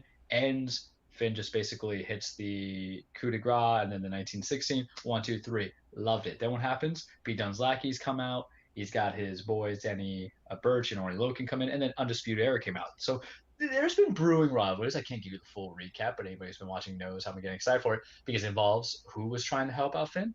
Adam Cole, Bebe, Roddy Strong, and then Kyle O'Reilly. Kyle O'Reilly's been feuding with Finn Balor over that title, but there's kind of that mutual respect. You know how sometimes you just, since we had the Fortune Naruto, I'm going to bring this all together. You know how there was like Naruto and Sasuke, and they really like each other, but they were okay at the very end of everything, Shippuden included? That's how it was kind of feeling versus Kyle and Finn also has the NXT Gold, man. That's how it matters. So as everybody's talking, as everybody's like squaring up, it's like, we got your back, whatever. Adam Cole, the Panama Playboy, looks at Finn and super kicks him right in the damn face. And I'm like, what? Like, I was kind of expecting it, but I'm like, oh, what? What's happening? Are we going to do a slow burn? And then all of a sudden, Kyle's like, what the hell, man? And all of a sudden, on Valentine's Day, when it's all supposed to be about love and making babies, what happened was hearts are broken and balls turn blue. Adam Cole super kicked Kyle O'Reilly in the damn face, you guys. Now you can scroll down, Francisco. the Twitter was fantastic. I literally just kept sending it to my buddies. I think I sent it to you guys. I'm like, it takes a great monster to CBS has this an A+ match. Oh my god, it was so good. Like, because sometimes you rank things not just from bell to bell, but the antics that happen after. Because this is the equivalent of Tommaso Ciampa turning on Johnny Gargano after the takeover loss and ladder match against the Authors of Pain. Guys who were two best friends, they were units. And then the betrayal was coming. This was needed because they were getting stale on NXT. They're not going to get really called up anytime soon. They're kind of small guys. Vince doesn't like small guys. So here's the thing, John. Triple H runs NXT. His son-in-law, the former, the Game, the cerebral assassin, the King of Kings. Vince doesn't know what to do with them when they get called up, and it ruins it. It ruins everything. I hate him. I hate him so much. Love H. Like my coworker at work. He says the same. He's a big wrestling guy. He says the same thing to me when me and him talk about it. Well, it's literally that, and I'm just tears in my eyes. But it was such a good thing. It makes me want to watch it tomorrow. I don't want to watch Dynamite tomorrow. I want to watch NXT. I want to see why Adam Cole did this out of all days. That's basically on Christmas morning. I hope we don't have kids who are listening in right now under the age of, I would presume, 10. When your parents are like, Mommy, where's Santa's gifts? And they just go like, it ain't real. It's that heartbreaking. My God. NXT. Whew. Did you enjoy it? Because I certainly did. Bring it up to WWE on the main roster. Oh, God damn it. Elimination Chamber is this Sunday. Yours truly will be watching with my buddy Tony because we're going back to that thing now. That was an OG thing that we used to do as we would just kind of make the drinking rules. And it's a gimmick pay-per-view I talked about last week, but for summer bridgings, 5-6 people in a pod with chains and steels and links and all that stuff, random people in there. Last person wins gets the title. Basically, that's what we're going to. There's a little twist in it. And I mentioned it last week for the Raw side of it, but I will say this. It's not Miz anymore. It's going to be Kofi Kingston. Oh, that Kofi about Kofi Mania that almost made you cry tears of joy? Yes, that Kofi. But that's going to be a storyline plan for Ali to screw him over. That's fine. Lacey Evans is pregnant. That match will not be happening in real life, but of course Vince has to ruin it. Because they took her real pregnancy and they make it seem like it's Rick's baby. So, side note, Ric Flair's still around. Mentioned that thing about veterans coming back in. Lacey Evans was feuding with Charlotte Flair, and then she's like, "Oh, I'm pregnant." I was like, "Oh God, no freaking way! Please don't do this stupid storyline. You had, Lashington Steel basically with Bobby Lashley and Lana and Rusev, and now you're doing this stuff." But she's actually legitimately pregnant, so I guess they have to write it out. But I guess that's how you stop a storyline. Congrats, Lacey. Good for you. I don't know what's happening, but seeing Rick walk and talk and being all happy about being a storyline woman's baby daddy just makes me legitimately think that you're just here for the paycheck. But hey, at however old he is and all the heart conditions he has, I can't blame you. Take that paycheck. Go into SmackDown, because this is really what it is. The problem with SmackDown being on Friday is I can't get all the proper information about what's going to happen, because Raw happening the same week as we do our show, afterwards I can't link it up properly. But we know what's going on in the Elimination Chamber. You ready for this, guys? So I love it personally. They are defending the WWE Championship for the Raw side. They are defending the Universal Championship, but not in the Chamber. The WWE Championship is going to be the Chamber. What they're doing, and I kind of like it for the preferential treatment, but I think if who wins, and I have my suspicion, I got to do the predictions, and then I'll call it a night. A good night, just like Kyle O'Reilly's chin to the floor after Adam Cole kicked him, is they're going to have the Elimination Chamber for the men's for the Universal Championship contender, King Corbin, Kevin Owens, Cesaro, Daniel Bryan, Sami Zayn, and Jey Uso. Roman Reigns' cousin, our tribal chief. And whoever wins that later that night gets the Universal Championship, gets Roman. And why that's so good is because you could literally do a one-off story. Because we all know Edge is going to pick Roman for the WrestleMania match. I'm telling you that right now, Johnny. That's a spoiler that comes in there. Because if I got anything but that, I'm like, I don't care anymore. I'm just going to cancel my subscription. You can have this stupid little Master of the Spear finishers that work so much better than a year ago when Vince wanted Roman versus Goldberg. We're like, Goldberg doesn't even do the spear as a finisher. It's a signature. Peasants, learn to read a book. But I'm telling you right now, if we can have Cesaro win the Elimination Chamber, and he cut an impassioned promo, as the pundits put it, and I'll send it to you guys, and he gets to face Roman in that same match, I couldn't wear pants while I watched it. It would just be all natural, because it's that tantalizing of the story that you could tell without this, because there's two kinds of storytelling, as I say. There's storytelling in the ring, when you're going at it and you're wrestling, and then there's storytelling leading into the ring. That's what your promos are, your weeks, the heat up matches, as I call it, on the Raws and the SmackDowns.